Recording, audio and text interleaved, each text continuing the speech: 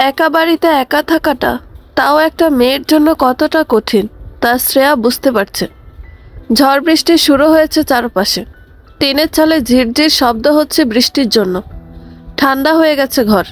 টিনের ঘরগুলো একটু বৃষ্টি হলেই ঠান্ডা হয়ে যায়। জানালা দিয়ে বৃষ্টি দেখছে শ্রেয়া। বিদ্যুৎ চমকালে চোখ বন্ধ করে নেয়। কিছুটা ভয় কাজ করছে মনের ভিতর, কিন্তু ভয়টাকে জয় করছে সে বাধ্য হয়ে। একা থাকা ছাড়া উপায় নেই তার। এটাই যা এখন তার নিয়তি। ল্যাপটপে কাজ সেরে ঘুমানোর প্রস্তুতি নেয় ফারাজ। ঠিক তখনই খটখট শব্দ হয় দরজা থেকে। দরজা খুলে ফারাজ দেখতে পেল মিমিকে। প্রশ্ন করে, তুমি ঘুমাওনি? ভিতরে ঢুকতে ঢুকতে মিমি বলে, একা ঘুমোতে ভয় করছে পাপা, বিদ্যুৎ চমকায় তো। আজকে এখানে ঘুমাবে? মিমি সোজা উত্তর, হ্যাঁ। ফারাজ দেখলো বাইরের আবহাওয়া, তারপর মিমিকে বলে, আচ্ছা ঘুমাও। মিমি শুয়ে পড়ে বিছানায়। মিমির গায়ে কাঁথা দিয়ে দেয় ফারাজ। তারপর সে যেয়ে শুয়ে পড়ে সোফায়। মিমি ছোট করে বলে, গুড নাইট পাপা, সুইট ড্রিম প্রিন্সেস। বৃষ্টি শেষ হয়ে গেছে, কিন্তু শীতল আবহাওয়া রয়ে গেছে। পাতলা চাদরটা গায়ে মুড়িয়ে জানালা দিয়ে চাঁদ দেখছে শ্রেয়া। তারা নেই ওই আকাশে, শুধুমাত্র একটা চাঁদ আছে, তাও মাঝে মাঝে মেঘের আড়ালে চলে যাচ্ছে। আস্তে আস্তে আবহাওয়াটা কেমন মনক্ষুণ্ণ পরিবেশ করে দিচ্ছে। কিছু হারানোর কষ্ট জাগিয়ে দিচ্ছে শ্রেয়াকে। কিছুক্ষণ চাঁদের দিকে তাকিয়ে চোখ দুটো বন্ধ করলো শ্রেয়া। পানি গড়িয়ে পড়ছে এখন তার চোখ থেকে। নিজেকে নিজে বলে ওঠে, কেন আমাকে ভালোবাসতে পারলো না? কেন আমাকে তার পছন্দের নারী করে তুলতে পারলো না? যখন তার পছন্দের নারী হয়ে উঠতে পারবো না জানে, তাহলে কেন করলো আমাকে বিয়ে? কেন এভাবে ঠকে যেতে হলো আমাকে? শ্রেয়ার কথাগুলো ঘুরে ফিরে শ্রেয়ার কানেই বাজতে থাকে। কেউ নেই তার কথা শোনার জন্য। একটি মেয়ে কখনো তার সংসার ভাঙতে চাইবে না। বিয়ের পর টানা 1.5 বছর এক ছাদের নিচে ছিল তার স্বামীর সাথে। স্বামী মন দিতে না পারলেও সে তো স্বামী হিসেবে তাকে মনের মধ্যে গেঁথে রেখেছে। স্বামী শব্দটার মান রাখতেই তো কত কিছু সহ্য করলো, কিন্তু সেই স্বামী তার ভালোবাসার, তার বউ হওয়ার মূল্য দিল না। জীবনে প্রথম পুরুষ বৈধ হয়ে এসেছিল রনি। রনি মানুষটি খারাপ হলো, শ্রেয়ার কাছে সেই ছিল মহান। আর এখন সেই হয়ে গেছে ঘৃণার পাত্র। রাতের বেলা ফেসবুকে গল্প পোস্ট করছে রিমলি। সৃষ্টি বেগম ঘুমিয়ে গেলে লুকিয়ে লুকিয়ে লেখালেখির কাজ করে সে। এখনও তাই করছে। এসএসসি পরীক্ষা দেওয়ার পর এই 3 মাস সে গল্প জগতে পা দিয়েছে। রিমলির প্রথম লেখাতেই সে অনেক সুনাম অর্জন করেছে। এখনও তাই করছে। গল্পের সুন্দর সুন্দর কমেন্টগুলা দেখে মিটিমিটি হাসছে।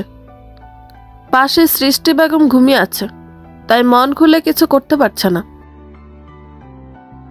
রিমলির কমেন্ট পড়ার ভিতর খেয়াল করলো তার কাছে একটি মেসেজ এসেছে। উপরে নোটিফিকেশন দেখা যাচ্ছে। মেসেজটি ওপেন করতেই দেখতে পেল একটি ছেলের অ্যাকাউন্ট থেকে মেসেজ। ওখানে লেখা, লেখিকা হিসেবে আপনি পারফেক্ট।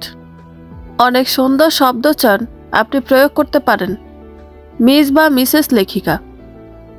উৎসাহ পেয়ে রিমলি চলে গেল আইডির ভিতরে। ফেসবুক থেকে দেখতে থাকলো তার প্রোফাইল। আইডির নাম শিহাব হাসান। আরও কিছু জানতে আইডির নিচে স্ক্রল করতেই দেখতে পেল পুলিশ অফিসার। জব স্ট্যাটাস দেখি রিমলির ঠোঁট কামড়ে হাসতে থাকে। জোরে হাসার উপায় নেই। সৃষ্টি বেগম আছেন যে। রিমলির খুব হাসি পাচ্ছে। একজন পুলিশ অফিসার তাকে মিস বা মিসেস বানিয়ে দিল, তারপর আপনি বলে সম্বোধন করছে, যেখানে রিমলি তার থেকে বয়সে ছোট। মেসেজের কোনো রিপ্লাই না দিয়ে ডাটা অফ করে ঘুমিয়ে গেল রিমলি। সকাল সকাল ঘুম থেকে উঠে রান্নাঘরের কাজ করছে রুবিনা, রুহি আর রুমা। রনি অনেক জায়গায় সিভি জমা দিয়ে রেখেছে, এত তাড়াতাড়ি তার রেসপন্স পাবে না, তাই আরও কোম্পানিতে চেষ্টা করছে সে। হঠাৎ কলিং বেল বেজে উঠল। পাশে তাকিয়ে দেখতে পেল রুমাকে, তাই রুমাকে বলে, যা দেখতো কে এসেছে। রুমা গিয়ে দরজা খুলতে অবাক হয়ে দাঁড়িয়ে থাকে। দরজার সামনে দাঁড়িয়ে আছে 2-3 জন পুলিশ। তাদের ভিতরে একজন শিহাব। রুমাকে জিজ্ঞাসা করে, মিস্টার রনি আছে? রুমা চুপ থাকে। রনি কিছু দেখতে পাচ্ছে না, তাই রুমাকে প্রশ্ন করে, কে এসেছে রুমা? রনির জোরে কথা বলার শব্দে শিহাব এবার ভিতরে আসে। রুমা ওখান থেকে দৌড়ে রান্নাঘরে এসে বলে, মা মা, পুলিশ এসেছে, ভাইয়াকে খুঁজছে। মেয়ের মুখে এমন কথা শুনে রুবিনা মাথায় কাপড় দিতে দিতে বের হলো। পুলিশ এসে রনির সামনে দাঁড়ালো। রনি অবাক হয়ে জিজ্ঞাসা করে, এত সকালে আপনারা আমার বাসায়? পকেটে হাত গুজে শিহাব বলে, আমাদের কাজের জন্য কি সকাল বিকাল লেখা থাকে মিস্টার রনি? ক্রিমিনাল ধরতে আমাদের কারো বাসায় আসার ইনভিটেশন নেওয়া লাগে না। বিনা ইনভিটেশনে খালি পুলিশ আসে লোকেদের বাসায়। তো কেন এসেছেন? হয়তো আমার কথা ভালোভাবে শোনেননি। আমি বলেছি ক্রিমিনাল ধরতে আসার কথা। বলেই রনির সামনে হ্যান্ডকাপ ধরে শিহাব। রনি প্রশ্ন করে, আমার অপরাধ? শিহাব বলে ওঠে, আপাতত একটাই বলি, এক্সট্রা ম্যারিটাল অ্যাফেয়ার, বাকিটা পরে জানতে পারবেন। এখন চলুন, আপনাকে আপ্যায়ন করতে হবে। বলে রনির হাতে হ্যান্ডকাপ বেঁধে দেয় শিহাব। রনি নিজেকে বাঁচাতে বলে, আপনাদের কাছে এফআইআর আছে? পুলিশকে আমরা হুজুকে হয়েছে, সব ট্রেনিং পেয়েই না পুলিশ হতে পারি। এটুকু সেন্স আমাদেরও আছে যে কাউকে অ্যারেস্ট করতে হলে স্ট্রং এভিডেন্স বা এফআইআর থাকা লাগে। সব ব্যবস্থা আছে, বাকি কথা পুলিশ স্টেশনে হবে, চলুন। বলেই নিয়ে যেতে থাকে রনিকে। বাধা হয়ে দাঁড়ায় রুবিনা, বলে, আমার ছেলে কি করেছে?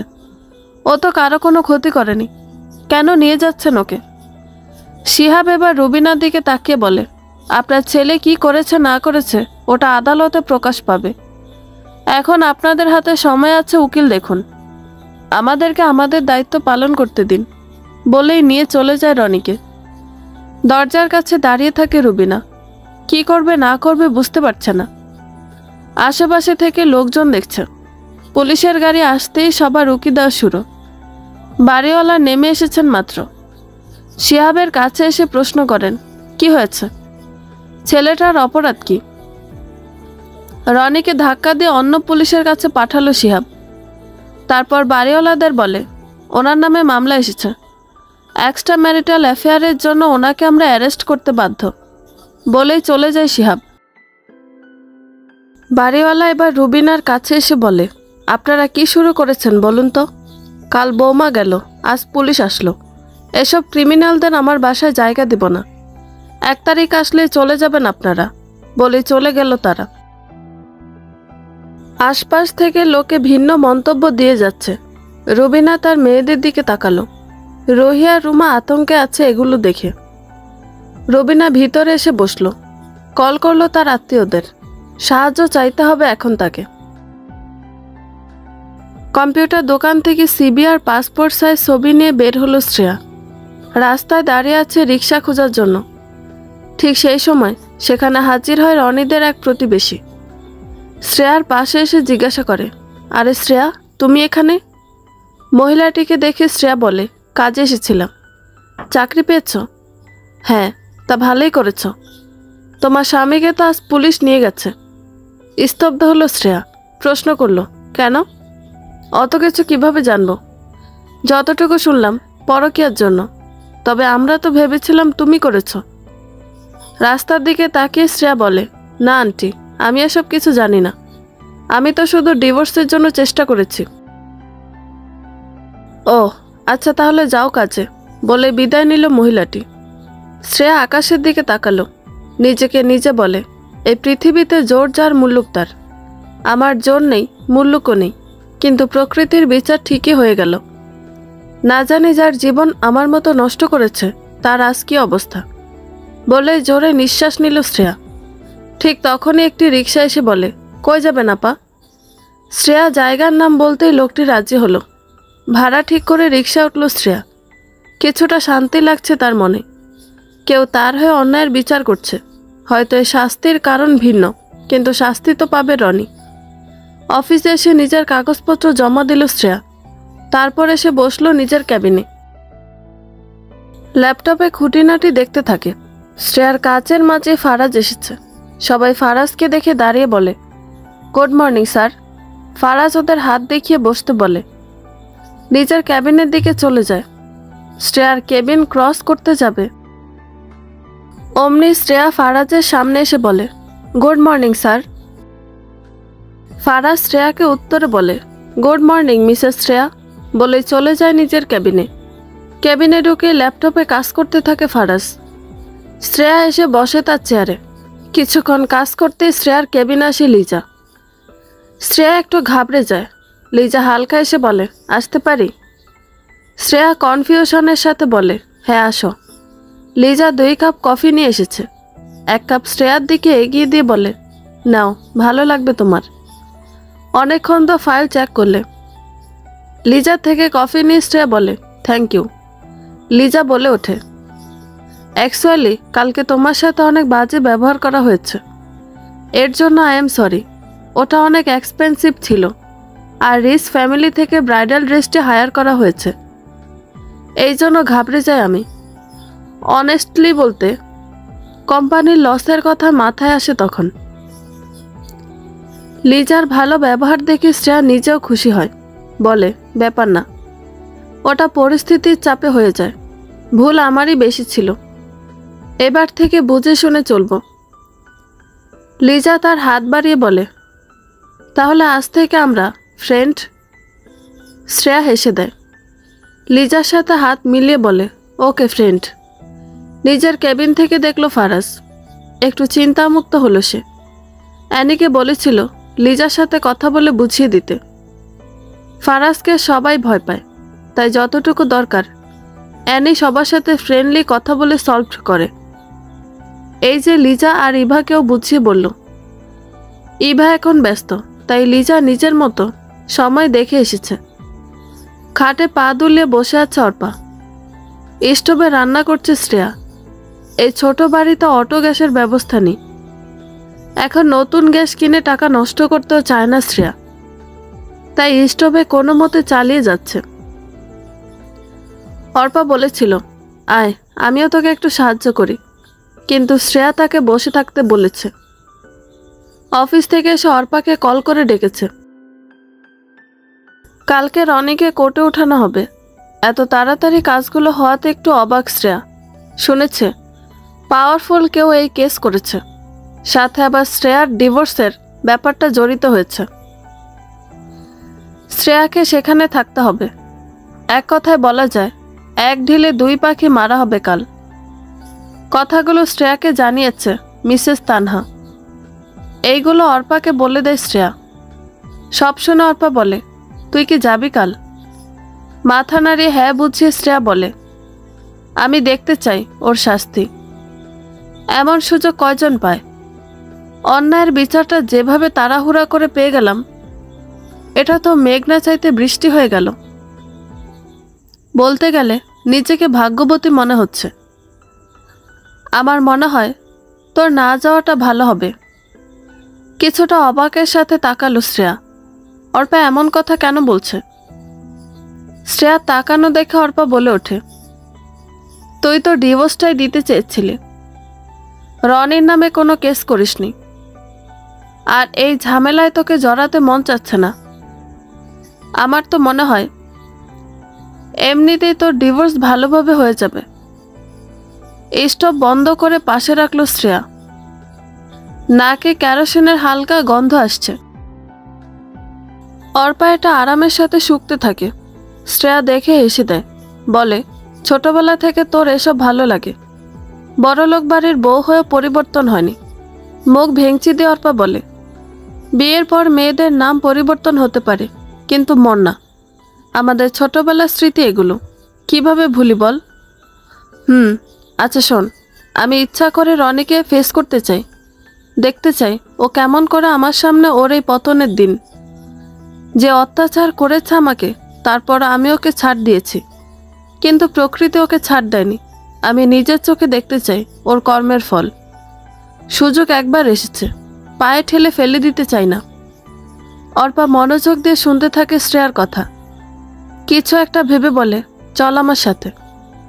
ভ্রুকুসকে শ্রেয়া বলে, কোথায়? পার্লারে। অর্পার মাথায় আলতো চাটি মেরে শ্রেয়া বলে, রাত হয়ে গেছে দেখেছিস, তোর এখন নিজের বাসায় যেতে হবে। আর ওসব পার্লারে এখন যাব কেন?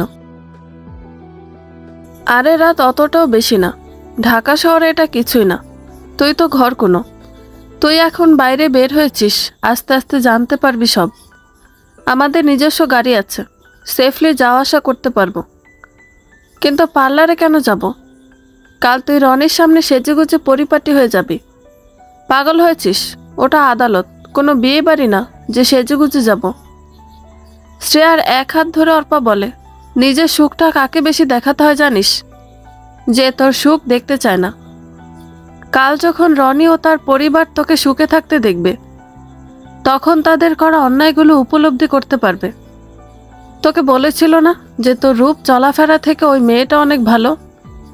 মেয়েটাকে তো দেখলাম কেমন রং ঢং করে চলেছিল রেস্টুরেন্টে। তুইও কাল তেমন যাবি, দেখাবি যে চাকচিক্য রূপ ধারণ করলে অমন সুন্দরী হওয়া যায়। ঘরে বসে হাঁড়ি পাতিল নিয়ে বসে থাকলে তার সৌন্দর্য এমনিতেই ঝলসে যায়। এই কয়দিনে তুই ওদের থেকে দূরে থেকে সুখে শান্তিতে আছিস, এটা ওদের দেখাবি। তোর জীবন থেমে থাকেনি, এটা দেখিয়ে দিবি তুই। বলেই শ্রেয়ার হাত ধরে টানতে থাকে অর্পা। বাধ্য হয়ে অর্পা টানাটানিতে পার্লারে গেল শ্রেয়া। তবে অর্পার কথাগুলো শুনে তার ইচ্ছা করছে রনি ও ওই পরিবারকে এসব দেখিয়ে দিতে। কড়াইতে শুকনো ঝাল ভাজতে থাকে রিমলি। মাত্র একটা ডিম ভেজেছে। ডিম ভাজা আর আলু ভর্তা দিয়ে গরম ভাত খাবে। সৃষ্টি বেগম শ্রেয়ার কথা ভেবে চলেছেন। শ্রেয়ার সাথে কথা বলতে না পেরে তার চিন্তা বেড়ে গেছে। রিমলি এটা দেখে একটু কষ্ট পেল, আবার খুশি হয়। যেভাবে ভীত ভীত হয়ে চলতো এতদিন, এখন মেয়ের জন্য চিন্তা করুক। খাবারগুলো তৈরি করে রিমলি বসলো সৃষ্টি বেগমের কাছে। বলে, খাবার রেডি মা, আসো খেতে হবে তো। সৃষ্টি বেগম ভাবুক দৃষ্টিতে বলে, আমি খাবো না, তুই খা। এভাবে না খেয়ে থাকলে কি আপুকে পেয়ে যাবে? একটু কিছু খেয়ে তারপর না হয় আবার কল দিব। কাল ঢাকায় যাব। বিষম খেলো রিমলি। একটু অপ্রস্তুত হয়ে বলে, টিকিট কাটা লাগবে তো মা? সে আমি কেটেছি, পাশের বাড়ির খালেদকে দিয়ে। মাথায় হাত পড়ল রিমলির। কালকে রনিকে আদালতে নেওয়া হবে, আর কালকে সৃষ্টি বেগম ঢাকা যেতে চাচ্ছেন। না পেরে রিমলি প্রশ্ন করে, তুমি আপুকে কোথায় খুঁজে পাবে? রনির মায়ের কল এসেছিল, সে বলল রনিকে নাকি পুলিশ নিয়ে গেছে। কাল কোর্টে না হবে রনিকে, একটু সাহায্যের দরকার। আমি এখন এত টাকা কই পাবো? এমনি ধার দেনা পরিশোধ করেছি কষ্ট করে। একটু ভালোভাবে বলেছি, কিন্তু তার কি ব্যবহার। আমার বিশ্বাস শ্রেয়া ওখানে আসবে, তাই আমরা সকাল সকাল এখান থেকে বের হব। ট্রেনে 6 ঘন্টা লাগবে যেতে। একবার সামনে পাই ধরে বেঁধে যশোরে নিয়ে আসবো। যদি না আসে? আসবে না মানে? যুবতী মেয়ে, ওখানে কি করবে? আমার কাছে আসলে তাও কোনো মতে থাকতে পারবে। এবার রিমলি বলে ওঠে, এগুলো তখন মনে ছিল না যখন আমি বারবার বলতাম আপুর সাথে অন্যায় হচ্ছে। সৃষ্টি বেগম এবার ঘুরে তাকালো রিমলির দিকে। বলে, সংসার করতে গেলে টুকটাক ঝামেলা হয়। আমিও যে তোর বাপের হাতে মাইর খাই নেই এমন না। স্বামীরা বাইরে থেকে কাজকাম করে এসে ক্লান্ত থাকে, ওদেরকে তো সেভাবে দেখাশোনা করতে হয়। তোর বোনের নামেও তো নালিশ আসতো। কোনোদিন রনির জামা পুড়িয়ে দেয়, তো কোনোদিন খাবারে ঝাল লবণ বেশি। এভাবে করতে থাকলে তো ঝামেলা বাড়বে। কি সেই পুরনো চিন্তাধারা নিয়ে আছো মা? দুনিয়া বদলে গেছে, মেয়েরা এখন এতটা সহ্য করে থাকে না। এই জন্যই তো ঘরে ঘরে আজ তালাক বাড়ছে। আগে আমরা অপেক্ষা করে থাকতাম কখন স্বামীর মন পাবো, কিভাবে চললে ভুল হবে না। স্বামী যতই কটু কথা বলুক না কেন, বউ হয়ে মুখ খোলা যাবে না। আর এখন তোরা কি করিস? কিছু হইলেই তর্ক জুড়ে দিস। রিমলি বুঝলো এখন তর্ক করা বেকার। মাথা গরম আছে সৃষ্টি বেগমের। কাল ঢাকায় যাওয়া থেকে কেউ আটকাতে পারবে না সৃষ্টি বেগমকে। রিমলি উঠে এবার মরিচ ভর্তা করতে থাকে। আলুগুলো মেশাতে মেশাতে বলে, সে কাল ঢাকায় যখন যাবে তখন। এখন আসো, কিছু খেয়ে নাও। এভাবে না খেয়ে থাকলে কাল ঢাকার ট্রেনে না উঠে হসপিটালে যাওয়ার ব্যবস্থা তুমি করে দিবে। সৃষ্টি বেগম চোখ গরম করে তাকালেন। রিমলি একটু বেশি চালাক। লোকের মুখে অনেকবার শুনতে হয় ছোট মেয়েরা চতুর হয় বেশি। রিমলি তেমন হয়েছে, শ্রেয়া এমন না। শ্রেয়াকে যা বলতো তাই করত। এখন আবার শ্রেয়া তার ফোনটাই ধরছে না। মা হয়ে সৃষ্টি বেগমের চিন্তা বেড়ে গেছে। অসহায় হয়ে সোফায় বসে আছে রুবিনা। এমন কেউ নেই যে তাদের সাহায্য করতে পারবে। রুহি ও রুমা কান্না করে একাকার হয়ে গেছে। এখন শুধু উপায় ঢাকা শহর ছেড়ে গ্রামের দিকে ফিরে যাওয়া। কাল রনির কেসের ফয়সালা দেওয়া হতে পারে।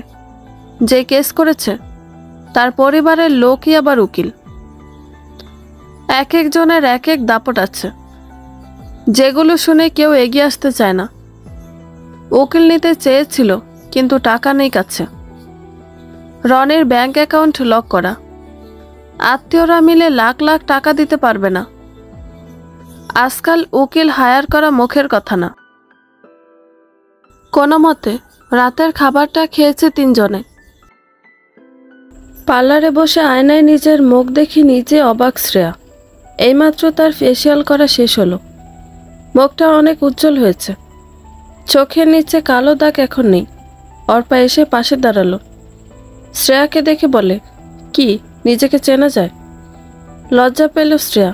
হেসে দেয় অর্পা। দুজন মিলে বাইরে ঘুরছে এখন। বেশি কথা চলছে, কালকে কিভাবে কি করবে এগুলো নিয়ে। কথার মাঝে শ্রেয়ার ফোনে মেসেজ আসে। চেক করে দেখে রিমলি লিখেছে, কাল আমরা আসব, তুমি নাকি কোর্টে যাবে। রনির মা কল দিয়ে আম্মুর কাছে সাহায্য চায়। যদিও আম্মু সাহায্য করার অবস্থায় নেই, কিন্তু এটা শিওর হলো যে তুমি কোর্টে থাকবে কাল। তাই সুযোগ বুঝে কাল ঢাকায় যাও আমাদের। ঘাবড়ে যাবেন একদম, আমি আছি তোমার পাশে। নিজেকে শক্ত রেখো আপু। মেসেজটি পড়ে শ্রেয়া একটু দীর্ঘশ্বাস নিল। অর্পা জিজ্ঞাসা করে, কি হয়েছে? কাল মা আসবে বোনকে নিয়ে। চিন্তা বেড়ে গেল, কি যে হবে। অর্পা স্বাভাবিক ভঙ্গিতে বলে, যা হবে ভালো হবে। আন্টি নিজের চোখে দেখবে তার আদরে জামাইয়ের করা পাপ। রাস্তার দিকে চোখ রেখে শ্রেয়া বলে, জানিস দোস্ত, মা আমাকে একদিন বলেছিল, আমার যদি সুযোগ থাকতো তোকে নিয়ে বিদেশ ঘুরতাম, উচ্চশিক্ষায় শিক্ষিত করতাম, বিয়ে দিতাম না। আমার মায়েরও ইচ্ছা আমাকে ভালো কোনো পজিশনে রাখা, কিন্তু মা আমার পুরনো রীতিনীতিতে আটকে আছে। কারণ আমাদের অবস্থাও যে এরকম। মা তো মাঝে মাঝে এটাও বলে যে রিমলি না থাকলে আমরা মা মেয়ে মোটা কাপড়ে মোটা ভাতে কোনো রকমে থাকতাম, কিন্তু কোনো সিদ্ধান্ত নেওয়ার আগে রিমলির দিকটাও আমাদের দেখতে হবে। লোক মুখে অনেক কথা বলে, কেউ বলবে তুমি সংসার ছাড়বা, বোন দেখার কি আছে, কিন্তু লোকে দুটো সাহায্য করে বলবে না যে এবার তোমার একটা রাস্তা হয়েছে, তুমি তোমার মা বোনদেরকে নিয়ে শান্তিতে থাকবে। এই যে এখন আমি সুযোগ পেয়েছি তাই আমি চেষ্টা করছি। আগে সুযোগ ছিল না, মুখ বুজে থাকতাম। এগুলো যে পরিস্থিতির ওপর নির্ভর করে এটা লোকে বোঝে না। আমার বোনটাও তো কম না। এতক্ষণে হয়তো 10 কথা শুনিয়ে দিয়েছে মাকে। আমি যেমন হয়েছে মায়ের মতো ভীতু, বোন হয়েছে বাবার মতো সাহসী। কথাগুলো বলতে বলতে শ্রেয়ার চোখ থেকে পানি পড়তে থাকে। মায়ের জন্য কষ্ট হয় শ্রেয়ার। মা যে তাকে বাধ্য হয়ে সংসার করতে বলে এটা শ্রেয়া বোঝে। মা যদি এতই খারাপ হতো তাহলে সংসারে সুখী হওয়ার জন্য এক এক সিজনে এক এক জিনিস পাঠাতো না। বিয়ের সময় গহনা ফার্নিচার দিত না, কোনো রকমে বিয়ে দিয়ে শেষ করতে পারত। রনির মাও রনির সুন্দর ব্যবহার দেখে শ্রেয়ার বিয়ে দেয় সৃষ্টি বেগম। বিয়ের পর আসল রূপ বের হয় তাদের। গ্রামের ভিতরে বসবাস হওয়ার কারণে লোকলজ্জায় ভয় পায় সবাই। এখানে কেউ কাউকে সাহায্য করবে না, কিন্তু শেয়াল কুকুরের হামলা দিনে রাতে পড়বে। আজকাল মেয়েরা যেমন স্বাধীনতা খোঁজে, তেমন মেয়েদের নিরাপত্তার অভাবটা অনেক। দিন দিন মেয়েদের নিয়ে বাজে খবর বেশি আসে। এগুলো দেখে তো আরও ঘাবড়ে যায় সৃষ্টি বেগম। শ্রেয়াকে কোলে পিঠে করে রাখতে পারলেও রিমলিকে সামনে রাখতে পারে না। ও খুব উড়ন্ত। শ্রেয়ার চোখের পানি মুছে অর্পা বলে, আমি জানি আন্টি এতটা খারাপ না। আন্টি সিচুয়েশন বুঝে এমনটা হয়েছে।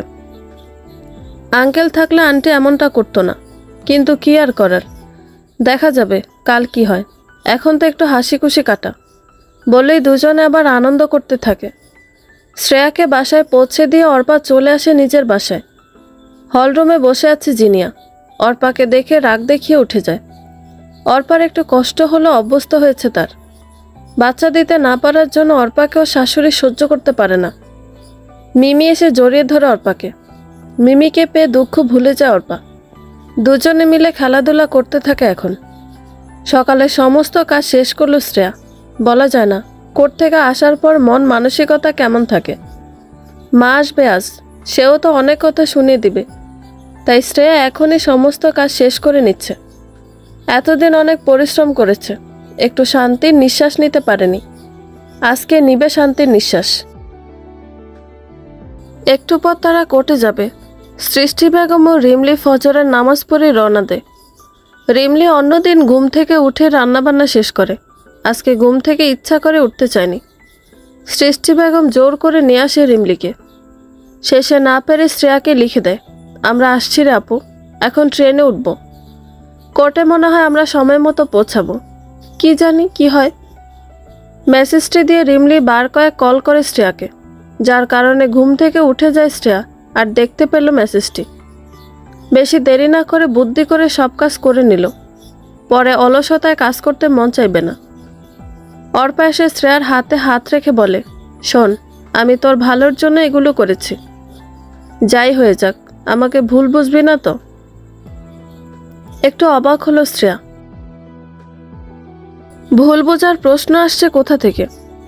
শ্রেয়া অর্পাকে দেখে নিল, তারপর বলে, এখানে ভুল বোঝার কি আছে? শ্রেয়ার থেকে একটু দূরে সরে বিড়বিড় করে বলে ওঠে, কোর্টে যে যখন দেখবি তোর বরের নামে কে মামলা করেছে, তখন তা আমাকেই বকবি। সব কাজ শেষ করে নিজেকে সুন্দরভাবে সাজিয়ে তুলল শ্রেয়া। খুব বেশি না সাজলেও নিজেকে যে একেবারে তুচ্ছ করা যায় না, সেভাবে করে সাজিয়ে তুলেছে। অর্পার হাত ধরে অটোতে উঠে চলল কোর্টের দিকে। ট্রেন এসে থেমেছে মাত্র। ট্রেন আসার শব্দ পাওয়া যাচ্ছে। মেইন রাস্তা থেকে কিছুটা দূরে স্টেশন, তাই তো ট্রেনের শব্দ সবার কর্ণপাত হতে থাকে, যেটা শুনে শ্রেয়ার বুকের মধ্যে কেঁপে উঠল। কখনো মায়ের মুখের ওপর না করেনি এই মেয়ে। সেই মায়ের অগোচরে সে অনেক বড় স্টেপ নিয়েছে। মাকে ফেস করতে ভয় লাগছে তার। অর্পা শক্ত করে হাত ধরে শ্রেয়ার। অর্পার দিকে তাকিয়ে ঠোঁটটা প্রসারিত করে হেসে দেয় শ্রেয়া। একটু সাহস জুগিয়ে তুলতে পারে অর্পার কারণে। কোর্টের সামনে এসে অটো থামতেই নেমে গেল শ্রেয়া ও অর্পা। কোর্টের চারপাশ ভালোভাবে পরখ করে নিল শ্রেয়া। অহরহ পুলিশের গার্ড, কিছু সাংবাদিক এসেছে সেখানে। ওরা ব্যস্ত ওদের মতো। শ্রেয়া এদিক ওদিক তাকানোর মাঝে পুলিশের গাড়ি হাজির। সেখান থেকে রনিকে নামিয়ে আনছে শিহাব। রনির মুখের দিকে তাকিয়ে দেখল শ্রেয়া। মুখটা পুরো শুকিয়ে গেছে, যেটা দেখে শ্রেয়ার মনে তৃপ্তি মিলল। শ্রেয়াকে ক্রস করতে যাবে অমনি রনির চোখ যায় শ্রেয়ার দিকে। রনির চোখে চোখ রেখে শ্রেয়া বলে, জেলের মধ্যে আপ্যায়নটার বড্ড অভাব পড়েছিল তাই না? যেটা বাড়ির বউ নামক কাজের মেয়েটা করতে পারে, ওটা কি আর জেলের সুন্দরী রমণী করবে? করবে না। রনি দেখল শ্রেয়ার মুখ অনেকটাই বদলে গেছে শ্রেয়া। তবে শ্রেয়ার কথাগুলো গায়ে লাগেনি রনির। ঠোঁটে শয়তানি হাসি ফুটিয়ে বলে, এই জেলে বেশি দিনের জন্য থাকা হবে না। ওই যে দেখতে পাচ্ছ উকিল, উনি আমার হয়ে লড়বে। রনির আঙুল বরাবর তাকালো শ্রেয়া। রনির হয়ে তো কোনো উকিল থাকার কথা না। শ্রেয়া অবাক হলো, সাথে অর্পা। শ্রেয়া ঘুরে তাকালো অর্পার দিকে। অর্পা উকিলের দিকে তাকিয়ে আছে। শিহাবের ইশারা পেয়ে রনিকে ভিতরে নিয়ে যায়। অর্পা আনমনে বলে ফেলে, বড় ভাই যে বলেছিল রনির হয়ে কোনো উকিল আসবে না। চোখ ছোট ছোট করে শ্রেয়া বলে, এখানে স্যার কোথা থেকে আসবে? শ্রেয়ার কথার উত্তর দেওয়ার আগে পিছন থেকে একটি মেয়ে বলে ওঠে, কি ভেবেছিলে তোমরা? আমার পিছনে পিছনে আমার ক্ষতি করতে চাইবে? আমি চুপ করে দেখব? এতটা কাঁচা খিলাড়ি আমি না। রনিকে পুলিশ অ্যারেস্ট করেছে শুনেই আমার সন্দেহ হয়, তাই তো উকিল নিয়ে এসেছে। মেয়েলি কণ্ঠ শুনে পিছনে ঘুরে দাঁড়ালো শ্রেয়া অর্পা। দেখতে পেল সেই সুন্দরী রমণীকে, যার সাথে প্রেম চলে রনির। চোখে সানগ্লাস, গায়ে মডার্ন ড্রেস, পুরো চেহারায় মেকআপের সৌন্দর্য। চুলের ফাঁকে ফাঁকে লাল রং করা। অর্পা মেয়েটিকে দেখে বলে, লজ্জা হয় না তোমার? তোমাদের মতো মেয়ের জন্যই তো সংসার ভেঙে যায়, সরল সহজ মেয়েদের।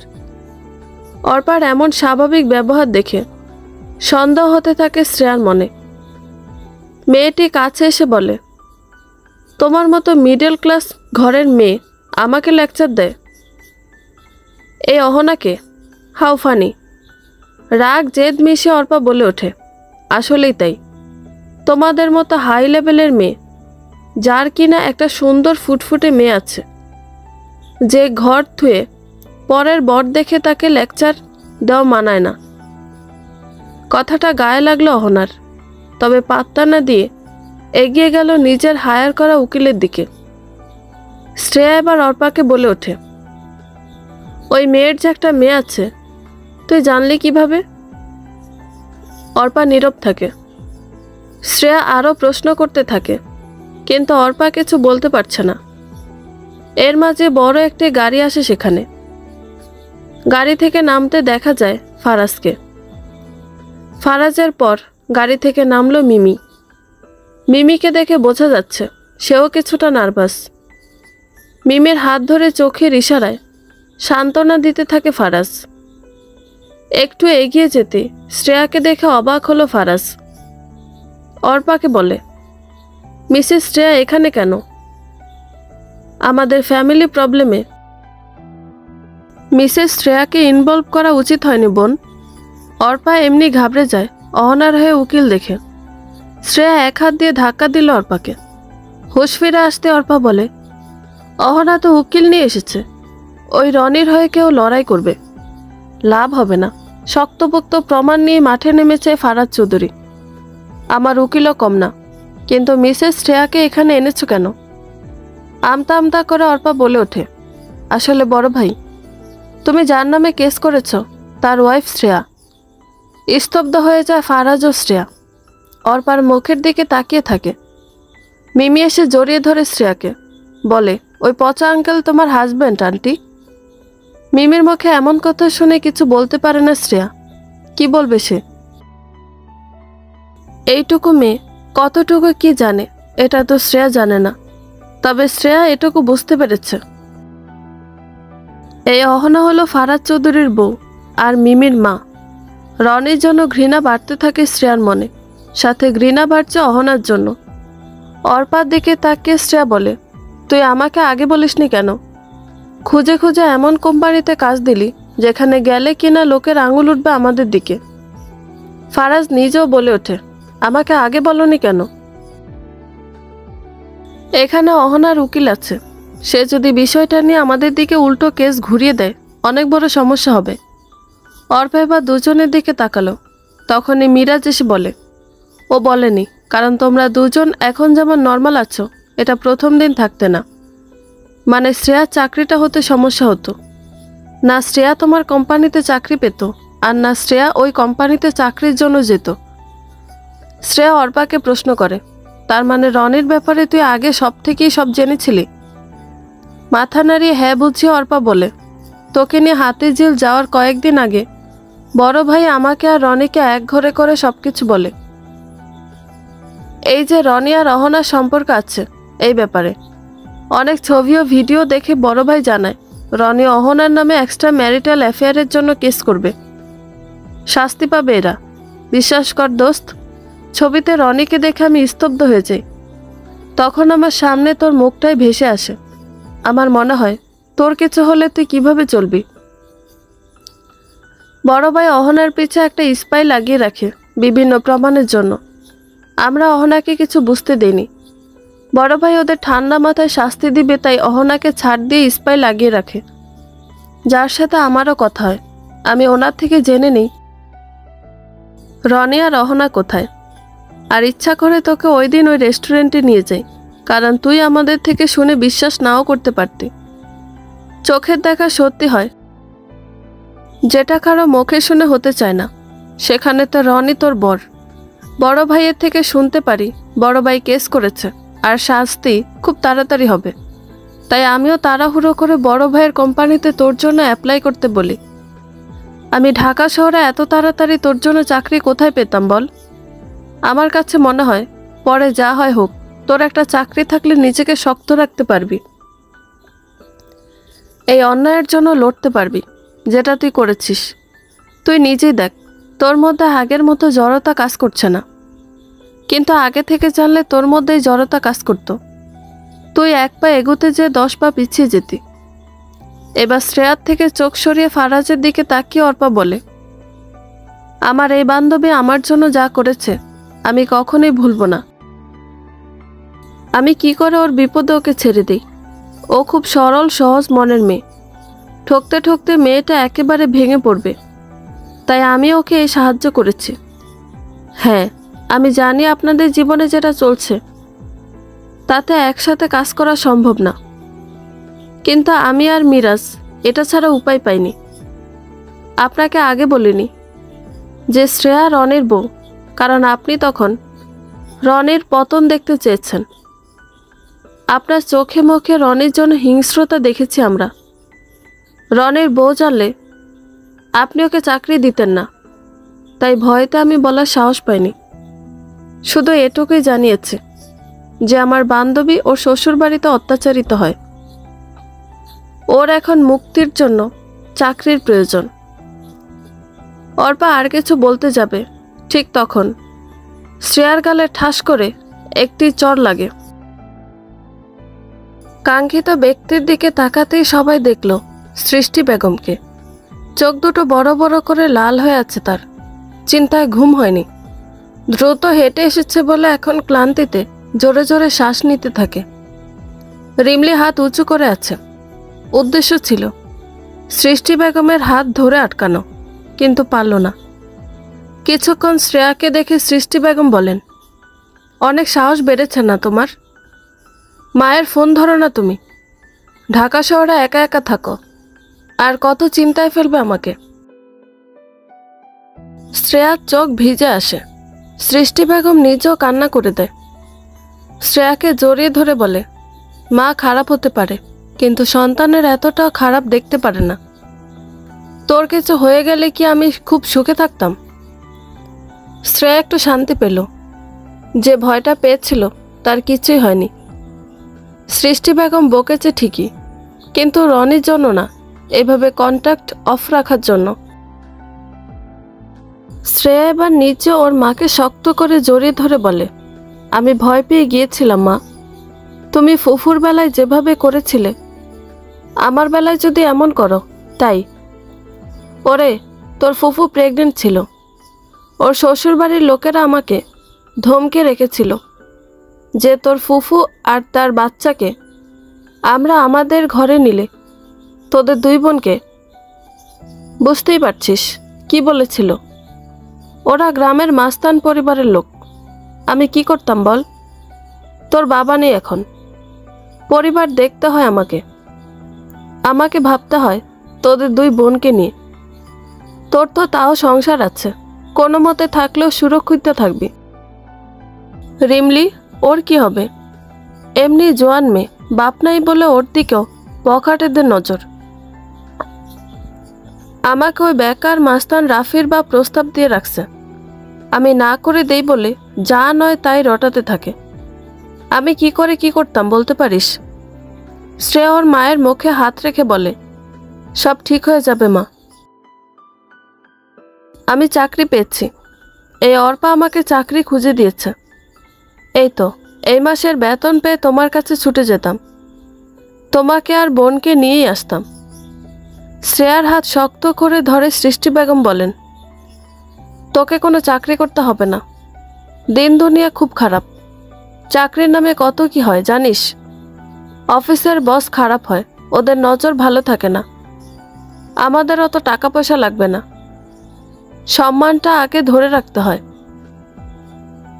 সৃষ্টি বেগম আশেপাশে না তাকিয়ে কথাগুলো বলতে থাকে। ফারাজের দিকে তাকিয়ে শ্রেয়ার একটু লজ্জা পেল।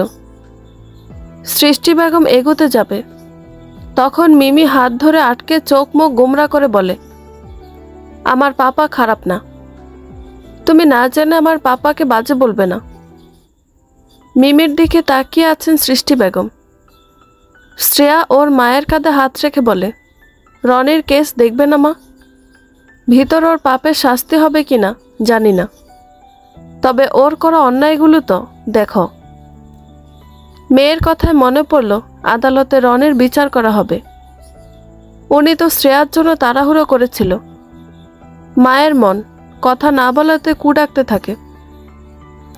তখন কি আর পরের ছেলের কথা মনে পড়ে? শ্রেয়ার কথা শুনে সৃষ্টি বেগম বলেন, আচ্ছা চল ভিতরে। বেল বাজলো জোরে জোরে। শ্রেয়া ও অর্পা একে অপরকে দেখে নিল। না জানে অহনার মতো মেয়ের উকিল কি প্রমাণ করবে আজ। আদৌ কি অন্যায়ের বিচার হবে, নাকি উকিল সব উল্টে দিবে? আদালতের ভিতরে সবাই তাদের নির্দিষ্ট জায়গায় বসে পড়ে। শ্রেয়া মনে মনে দোয়া পড়ছে যেন সত্যের জয় হয়। মিমি এক দৃষ্টিতে তাকিয়ে আছে অহনার দিকে। মায়ের জন্য কান্না পাচ্ছে তার, কিন্তু মা যে নিকৃষ্ট এক ব্যক্তি। ফারাজ মিমির পাশে বসা। মিমির চোখের পানি মুছে দিয়ে বলে, তোমার পাপা তোমার চোখের পানি সহ্য করতে পারে না। মা, তোমার পাপাকে ভালোবাসলে অন্য কারো জন্য তুমি কান্না করবে না। বিচারক এসে বসেন তার আসরে। শুরু হয়ে যায় সকল কার্যক্রম। ফারাজের উকিল কিছুক্ষণ তার বক্তৃতা দিতে থাকেন, যেগুলো ছিল যুক্তিযুক্ত, কিন্তু তারপর অহনার উকিল দাঁড়িয়ে কিছু বক্তৃতা দিয়ে বলে ওঠে, খোঁজ নিয়ে জানা গেছে লাস্ট কিছুদিন হলো মিসেস শ্রেয়া মিস্টার ফারাজের কোম্পানিতে জব করছেন। এর আগে কিন্তু মিসেস শ্রেয়া মিস্টার রনির সাথে হ্যাপি লাইফ লিড করছিলেন। এই জব পাওয়ার পর মিসেস শ্রেয়া ছেড়ে চলে আসেন তার পরিবারকে। ইনফ্যাক্ট তিনি তার মায়ের সাথে কোনো প্রকার যোগাযোগ রাখেননি। এর যুক্তিযুক্ত প্রমাণ আমাদের কাছে আছে। আমি মিস্টার রনির বাড়িওয়ালাকে কাঠগড়া এনে কিছু জিজ্ঞাসা করতে চাই। তার আগে তাদের জব অ্যাপয়েন্টমেন্ট পেপার আপনাকে দেওয়া হলো। বলি স্টার ইন্টারভিউয়ের দিন যে সিবি জমা দেওয়া হয় তার ডকুমেন্ট দেওয়া হয় বিচারককে। তারপর বাড়িওয়ালাকে কাঠগড়া এনে প্রশ্ন করা হয়, মিসেস শ্রেয়া তার স্বামী সংসার ছেড়ে যান কত তারিখে? বাড়িওয়ালা সোজা সাপটা উত্তর, 23 তারিখ। অহনার উকিল আবারও বলে, আর মিসেস শ্রেয়া জবের চান্স পায় 22 তারিখে। ইনফ্যাক্ট জব পেয়েই সে ছেড়ে আসে তার সংসার। Am I right? বাড়িওয়ালা এবার শ্রেয়ার দিকে তাকিয়ে বলে, এত কিছু জানি না, তবে শ্রেয়া 23 তারিখ সকালে বের হয় সেখান থেকে। তারপর উকিল একটু হেসে বলেন, মিসেস শ্রেয়া ও মিসেস অর্পা দুজনে বেস্ট ফ্রেন্ড। তাদের প্রায় সময় দেখা সাক্ষাৎ হয়।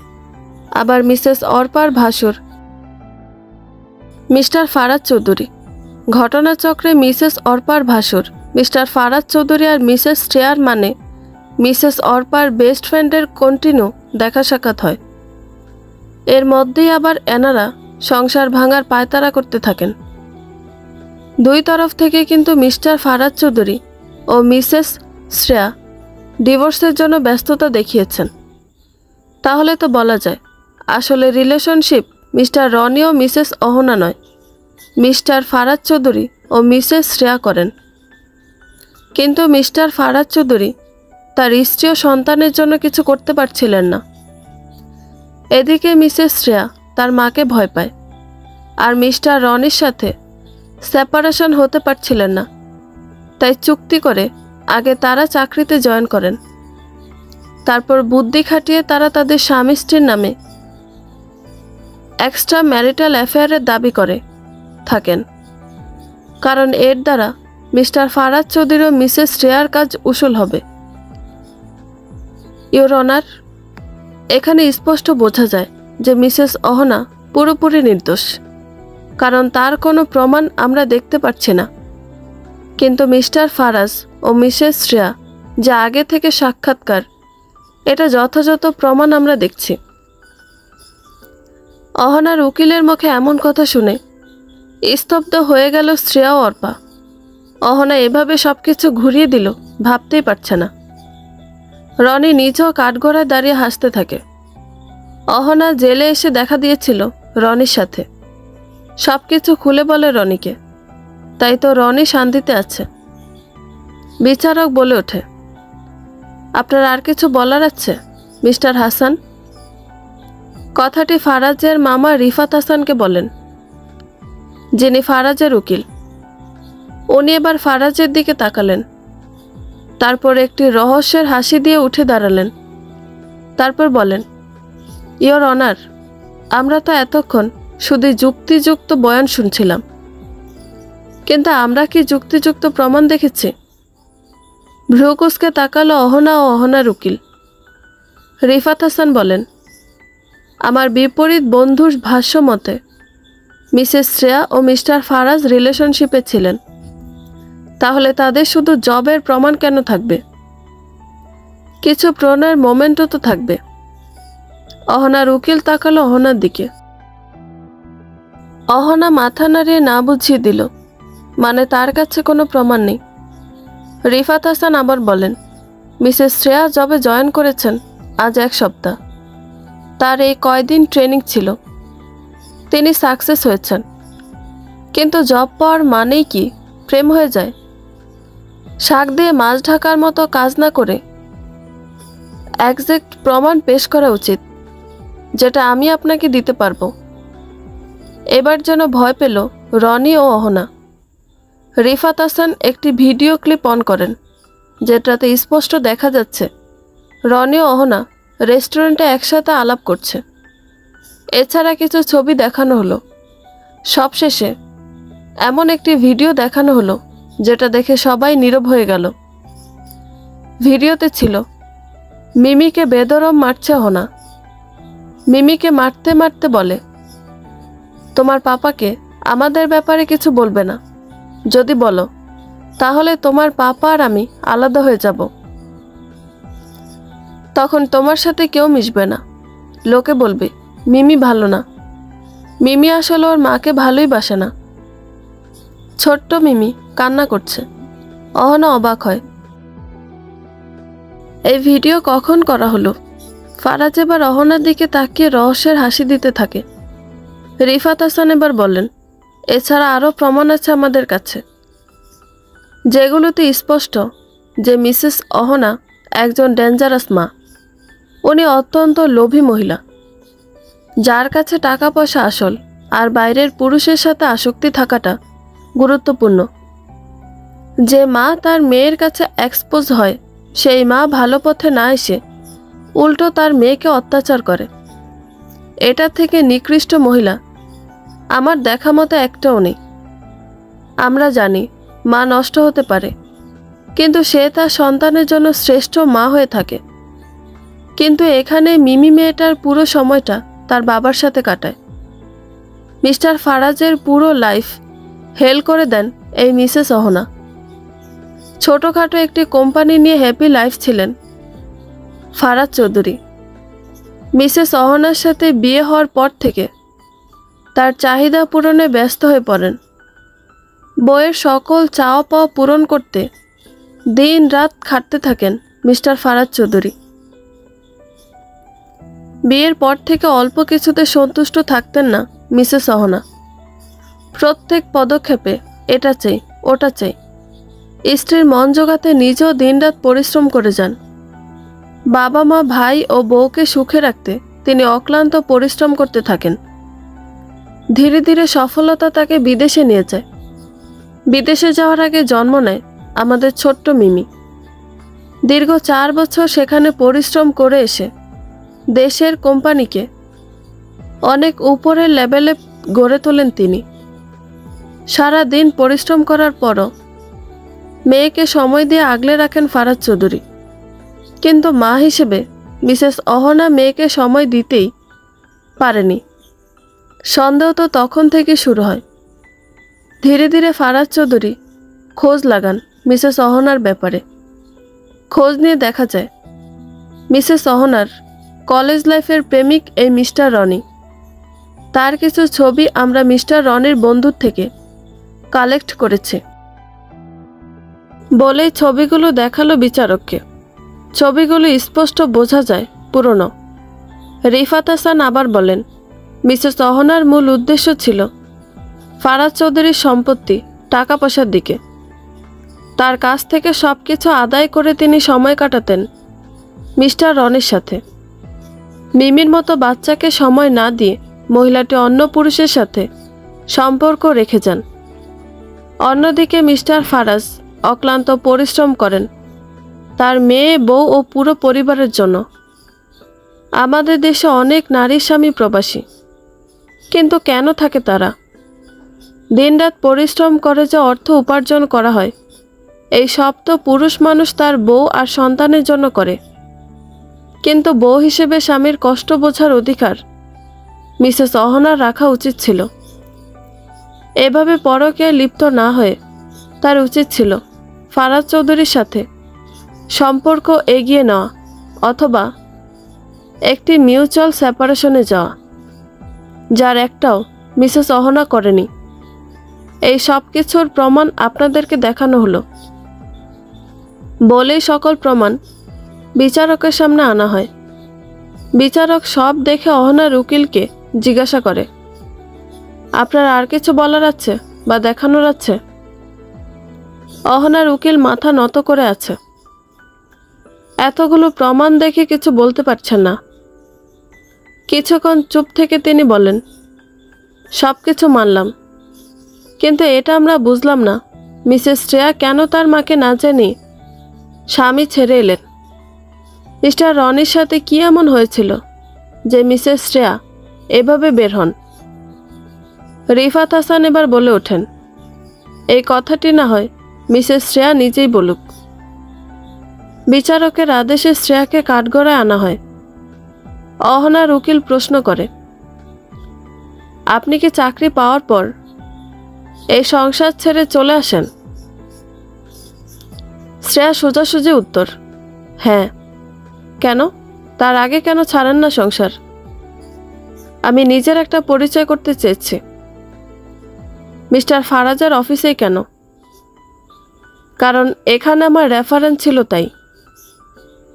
আজকাল চাকরি রেফারেন্স ছাড়া আসে না, যদিও আসে তো ভাগ্য করে আসে। শ্রেয়ার এমন স্ট্রেট কথা শুনে রনি নিজে হা হয়ে তাকালো শ্রেয়ার দিকে। শ্রেয়া এমন স্মার্টলি উত্তর করবে এটা ভাবনার বাইরে ছিল রনির। অহনার উকিল বলে, রেফারেন্স তো আপনার বেস্ট ফ্রেন্ড, তার ভাসুরের কোম্পানিতে জব দিলেন। আপনি কেন জবটি করতে রাজি হলেন? যেহেতু আপনার স্বামী আর তার স্ত্রীর রিলেশনে আছেন। কারেকশন, আমি জানতাম না আমার বসের ওয়াইফের সাথে এই লোকটির রিলেশন আছে। তাহলে আমি নিজে থেকে দেখে ফেলি এই লোকের নোংরা কর্ম। তার প্রমাণ আমার কাছে আছে।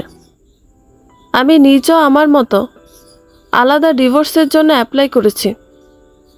যদি ডিভোর্সে এনারা সমস্যা করে তাই আমি প্রমাণগুলো কালেক্ট করি, কিন্তু বুঝিনি আমি ছাড়াও আরও কেউ তার নামে কেস করেছে।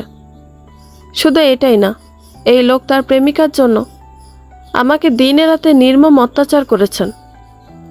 শুধু যে উনি করেছেন এটা বললে ভুল হবে, এনার পুরো পরিবার আমাকে অত্যাচার করত। প্রমাণগুলো দেখাতে পারবেন? শ্রেয়া মাথা নাড়ি ওর ফোনের মেমোরি কার্ড খুলে রিফাত হাসানের অ্যাসিস্ট্যান্টের হাতে দেন। মেমোরি কার্ড একটি প্যান ড্রাইভে ঢুকিয়ে ভিডিও ওপেন করতেই দেখা যায় সেদিনের করা সম্পূর্ণ ভিডিও, যেটা দেখে আঁতকে ওঠে সৃষ্টি বেগম। এরপর আরও কিছু প্রমাণ পেয়ে বিচারক রায় দেন। সকল প্রমাণ সাপেক্ষ গ্রহণ করে দেখা যায় আসল অপরাধী মিসেস অহনা ও মিস্টার রনি। যেহেতু এই ধরনের কেসে মেয়েদের শাস্তিস্বরূপ কোনো আইন দাবিদার করা নেই, তাই মিস্টার ফারাজ চৌধুরী আলাদা একটি কেস পেশ করেছেন।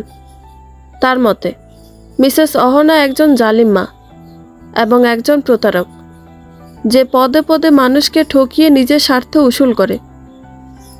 এই ধরনের নারীর জন্য সকল নারীরা আজ দুর্বিষহ। যুক্তিযুক্ত প্রমাণ ও দাবিদারের ফলে মিসেস অহনা তার সমস্ত কিছু মিমির নামে লিখে দিবেন।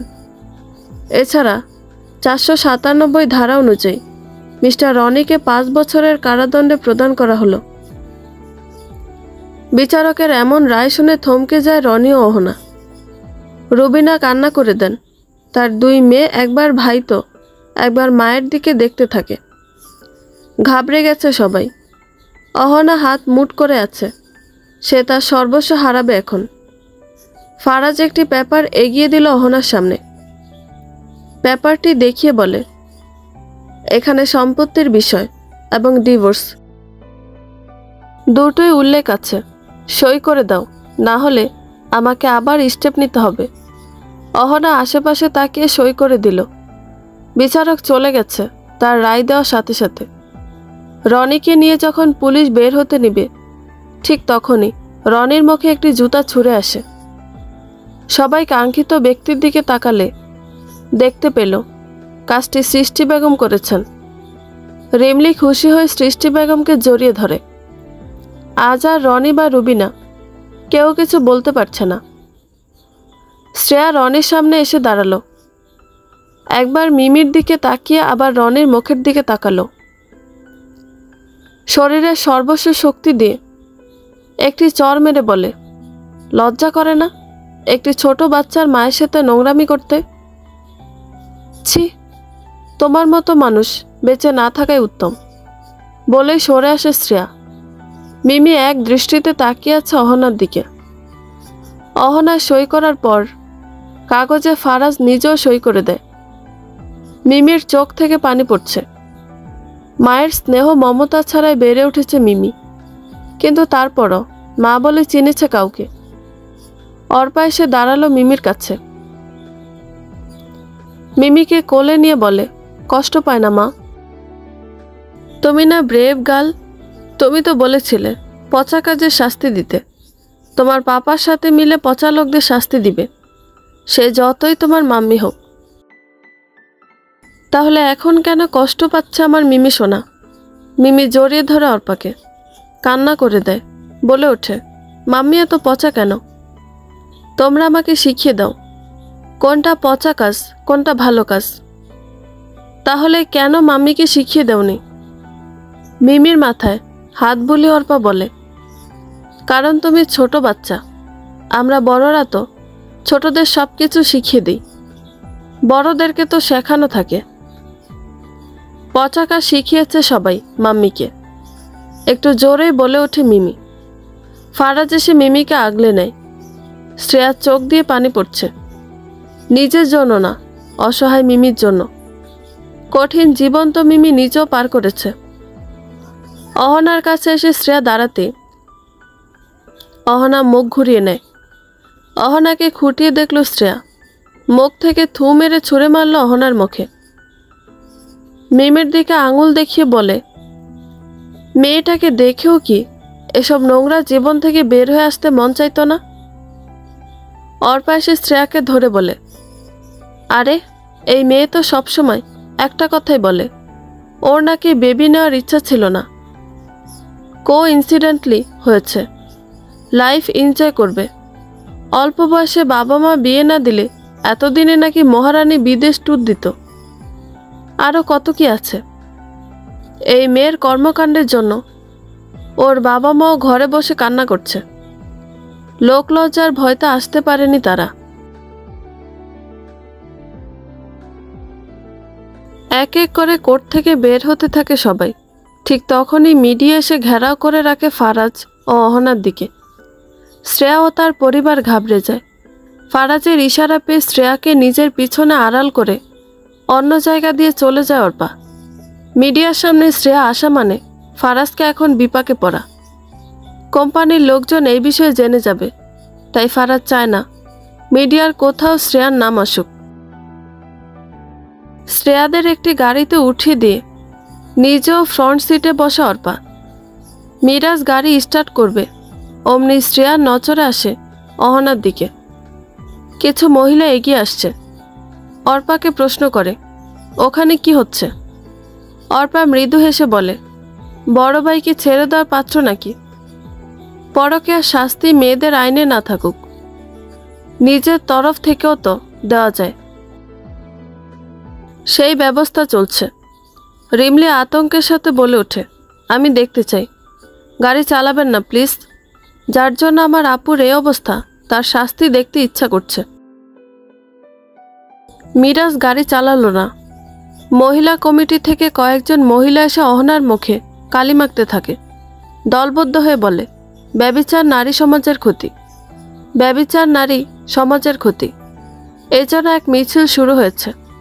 হাত উঁচু করে অহনাকে নিয়ে স্লোগান চালিয়ে যাচ্ছে মহিলারা।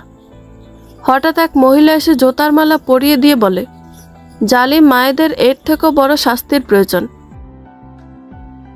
কিন্তু সাধ্যের বাইরে করে আইন ভঙ্গ করতে চাই না। লজ্জা থাকলে এরপর থেকে নোংরা পথে চলবে না। অহনার মুখ এবার নিচু হয়ে গেল। ফারাজ ঠোঁটে জিতে যাওয়া হাসি ঝুলিয়ে রেখেছে। মিমির হাত ধরে দাঁড়িয়ে দাঁড়িয়ে দেখতে থাকে অহনার শাস্তি। এই সব কিছু ভিডিও করছে মিডিয়ার লোকজন। ফেসবুকে লাইভ চলছে, নজর এড়ায় না জিনিয়া ও বাকি সদস্যের। অহনার মা ওহি মুখে কাপড় গুজে কান্না করতে থাকেন। জিনিয়া এসে তার হাত ধরে দাঁড় করিয়ে বলে, পার্টি তো আমরাও করি, ফ্রিডম তো আমাদেরও আছে। তোমার মেয়েকে আমার বৌমা করেছিলাম এই দিন দেখার জন্য। তোমার আর তোমার স্বামীর অনুরোধে বিয়ে হয়েছিল ওদের, না হলে আমরা তো ভালো ভালো ফ্যামিলি থেকে মেয়ে দেখতাম। আমার কপালটা আসলেই খারাপ, অযোগ্য বৌমা পেয়েছে। কথাগুলো বলে কপাল চাপড়াতে থাকি জিনিয়া। সামনে অসহায় হয়ে দাঁড়িয়ে আছে অহনার মা। তার আরেক পরিচয়, তিনি ফারাজের কাকি। অহনার বাবা ও ফারাজের বাবা দুই ভাই। তাদের ইচ্ছা ছিল অহনা ও ফারাজকে বিয়ে দেওয়ার। অহনার ও ফারাজের মতামতে হয় এই বিয়ে, কিন্তু অহনা যে গোপনে এসব কাজ করে বসবে, এটা কেউ বুঝতে পারেনি। লজ্জায় ওহি এখন দাঁড়াতে পারছে না সেখানে। দৌড়ে চলে যায় নিজের ঘরে। শাশুড়ির অপমানে কোনো প্রকার প্রতিবাদ করল না অতসী। সে নিজের মতো দিব্যি গ্রিন টি নিয়ে ফেসবুকে ভিডিও দেখছে। কে কি করলো তার যায় আসে না। ফারাজের সামনে একজন সাংবাদিক এসে প্রশ্ন করে। ফারাজ প্রত্যেক প্রশ্নের জবাব দিতে থাকে। তারপর সাইড কাটিয়ে চলে আসে নিজের গাড়ির দিকে। মিমি কান্না করছে, কিন্তু জোরে জোরে না। পাপার কষ্ট হবে তাই সে শুধু চোখের পানি ফেলে ফোফাতে থাকে। শ্রেয়ার চোখ শুধু মিমিতে আবদ্ধ। মিমির কান্না করার চোখ মুখ দেখে খারাপ লাগছে তার। তাই মিরাজকে বলে, মিমিকে আমাদের সাথে রাখলে ভালো হতো। স্যার তো নিজের মতো ব্যস্ত থাকবে, আমরা না হয় মিমিকে নিয়ে রাখলাম। শ্রেয়ার কথাগুলো শুনে অর্পা চলে যায় ফারাজের দিকে। মিমিকে নিয়ে আসে। গাড়িতে উঠতেই মিমি বসে শ্রেয়ার পাশে। মিমির দুই চোখের পানি মুছে দেয় শ্রেয়া। এক হাত দিয়ে মিমিকে আঁকড়ে ধরে। মিমি শ্রেয়ার দিকে তাকিয়ে থাকে। তারপর মিষ্টি এক হাসি উপহার দেয়। পাশে এসে শ্রেয়ার ঘরগুলো খুঁটিয়ে দেখছেন সৃষ্টি বেগম। ঘর দেখতে দেখতে চিল্লিয়ে বলে ওঠে, আমি তোর অফিসটা দেখব। দেখতে হবে না, তুই কোথায় কাজ করিস। হেসে দেয় শ্রেয়া। মাকে জড়িয়ে বলে, সব হবে মা, তুমি চিন্তা করো না। রিমলি এবার হামি দিয়ে বলে, অনেক হয়েছে, এখন একটু ঘুমাবো। যে জার্নি গেল আজ। রিমলির অলসতার ভঙ্গি দেখে হেসে দেয় সবাই। সৃষ্টি বেগম বিরক্ত হয়ে হাত ধরে টান দেয় রিমলির। বলেন, দরজা জানলা খোলা আছে, তাড়াতাড়ি ওঠ। কোন জায়গায় কোন পুরুষ মানুষ থাকে বলা যায় না। চিন্তা করো না তো মা, এদিকটায় তেমন কেউ আসে না। ড্রাইভার আঙ্কেলের বউ অনেক ভালো, আমার অনেক খোঁজখবর নেয়। তার মেয়ের জীবন দিয়ে সে অনেক কিছু বুঝেছে। এখন তাই আমাকে মেয়ের মতো আগলে রাখে। হুটহাট আমার এদিকে কোনো ছেলে মানুষ আসা বারণ, বলে ওঠে শ্রেয়া। সৃষ্টি বেগম শ্রেয়ার মুখে হাত রেখে বলেন, তারপরও নিজেদের বিপদে আপদে তো নিজেদেরকেই বাঁচাতে হবে। আজকাল যে মেয়েরা রক্ষা পায় না, আর তোর যে বোন সারাক্ষণ উড়ে বেড়ায়। কোন ছেলে যে আছে এ মেয়ের কপালে আল্লাহ ভালো জানে। মুখ ভেঙচি দেয় রিমলি। সৃষ্টি বেগম আবার রাগ দেখান। হেসে দেয় শ্রেয়া ও অর্পা। রনিকে জেলে ঢুকিয়ে নিজের স্থানে আসে শিহাব। এখন সে রিল্যাক্স আছে। কিছু একটা মনে পড়তেই কল করে ফারাজকে। ফারাজ কল রিসিভ করতেই শিহাব বলে, আরে ওকে ব্রো, মিমির কি অবস্থা এখন? ফারাজ বলে ওঠে, মিমিকে নিয়ে মিরাজ আর অর্পা ঘুরে বেড়াচ্ছে। আমি একদম ঠিক আছি। আজকে বাসায় আসো, মা তোমার জন্য রান্না করেছে। শুধু তুমি না, মিমিকেও নিয়ে আসো। কপালে 2 আঙুল স্লাইড করতে করতে ফারাজ বলে, ওকে। এমনিতেও আজ বাসায় যাওয়ার মুড নেই। মামা মামিকে বলে দিস আসবো বলে কল কেটে দেয় ফারাজ। হেলান দেয় সোফায়। পুরুষ মানুষ বলেই নিজেকে স্ট্রং রেখেছে সব জায়গায়। হৃদয় হরণ যে তারও হয়েছে এটা বোঝার মতো কেউ নেই। টাকা থাকলো মানসিক শান্তি তার ভিতর নেই। এই যে শ্রেয়া, যার টাকা পয়সা না থাকলো অনেক সাপোর্ট থেকেছে, এখন মন খুলে মুক্ত বাতাসে হাসি খুশি আছে। আর ফারাজ, সে তো নিজের যোগ্যতায় যুদ্ধ করে জিতে গেল, কিন্তু দিন শেষে সেও একা হয়ে গেল। মিমিকে সাথে করে আনেনি, কারণ এখন মিমির মধ্যে অহনার জন্য কষ্ট লুকিয়ে রাখা আছে। সেই কষ্ট কিছুটা লাঘব হবে যদি মিমি সবার সাথে আনন্দ করে। মেয়েকে নিয়ে খুব সিরিয়াস ফারাজ। কপালের ওপর 1 হাত রেখে নিজেকে নিজে বলে, আমার দুনিয়া আমার মেয়ে, আর আমার মেয়ের দুনিয়া আমি। আমার জীবনের এক অধ্যায় শেষ, তো আজ থেকে নতুন অধ্যায় শুরু। আমার মেয়েকে নিয়ে নতুনভাবে বাঁচতে শিখব আমি। শ্রেয়া ও সৃষ্টি বেগম মিলে রান্না করছিলেন। রাতে খাবে সবাই। অর্পা, মিমি ও রিমলি মিলে খেলা করছে। মিমি এখন আগের থেকে অনেক ভালো আছে। সবার সাথে হেসে খেলে কথা বলছে। ফারাজ তার গাড়ি নিয়ে এসেছে। মিরাজের গাড়ি দেখতে পেয়ে সেখানে নিজে গাড়ি থামিয়ে দেয়। শ্রেয়ার বাড়ির সামনে এসে দরজায় টোকা দেয়। যদিও দরজা খোলা ছিল। সৃষ্টি বেগম প্রাকৃতিক বাতাস বেশি পছন্দ করেন, তাই দরজা খোলা রেখেছেন। ফারাজকে দেখে মিমি দৌড়ে যায়। ফারাজকে জড়িয়ে ধরে বলে, আমরা এখনই চলে যাব পাপা। মিমিকে জড়িয়ে ধরে ফারাজ বলে, হ্যাঁ মা, তোমার শিহাব কাকু ফোন করেছিল, আজকে আমাদের ওখানে যেতে বলেছে। সৃষ্টি বেগম এগিয়ে এসে বলেন, রাতের খাবারটা খেয়ে যাও বাবা। আমার মামা মামি আজ দাওয়াত দিয়ে রেখেছেন, আমি হ্যাঁ করেছি ওনাদের, তাই এখন সম্ভব না, পরে একদিন হবে। কথাগুলো বলে অর্পার দিকে তাকিয়ে ফারাজ বলে, তুমি যাবে আমাদের সাথে নাকি মিরাজ আসবে? ও এসে আমাকে নিয়ে যাবে। মামি কল করেছিল, আমি যাব না আজ। আচ্ছা, আজ তাহলে আসি। মিমি হাত দিয়ে টাটা দেখিয়ে দিল সবাইকে। শ্রেয়া নিজেও হাত দিয়ে টাটা দেখিয়ে বিদায় দিল। ফারাজ ও মিমি চলে যেতে শ্রেয়ার ফোনে কল আসে। মিসেস তানহার কল এসেছে। শ্রেয়া রিসিভ করতে বলে ওঠে, তোমার ডিভোর্সের কাগজ রেডি, কাল এসে সই করে দিও। দীর্ঘশ্বাস নিয়ে শ্রেয়া বলে, ওকে, আপনাকে অসংখ্য ধন্যবাদ। It's my duty dear. শ্রেয়ার কথা শুনে সৃষ্টি বেগম বলেন, কি হয়েছে?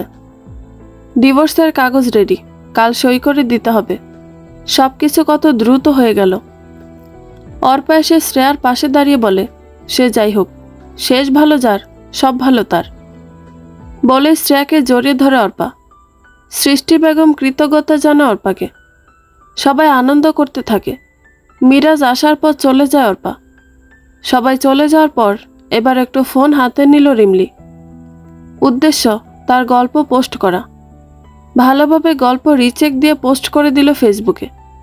সাথে সাথে একটি লাভ রিয়েক্ট আসে। রিমলি চেক করে দেখে আইডির নাম শিহাব হাসান। একটা ছবিও নেই আইডিতে, শুধু আছে ব্লার ছবি দেওয়া। আবার কিছু ছবি অন্ধকার রাস্তায় মুখ লুকিয়ে রাখা। বিড়বিড় করে রিমলি বলে ওঠে, ফেক আইডি নাকি, বুঝবো কিভাবে?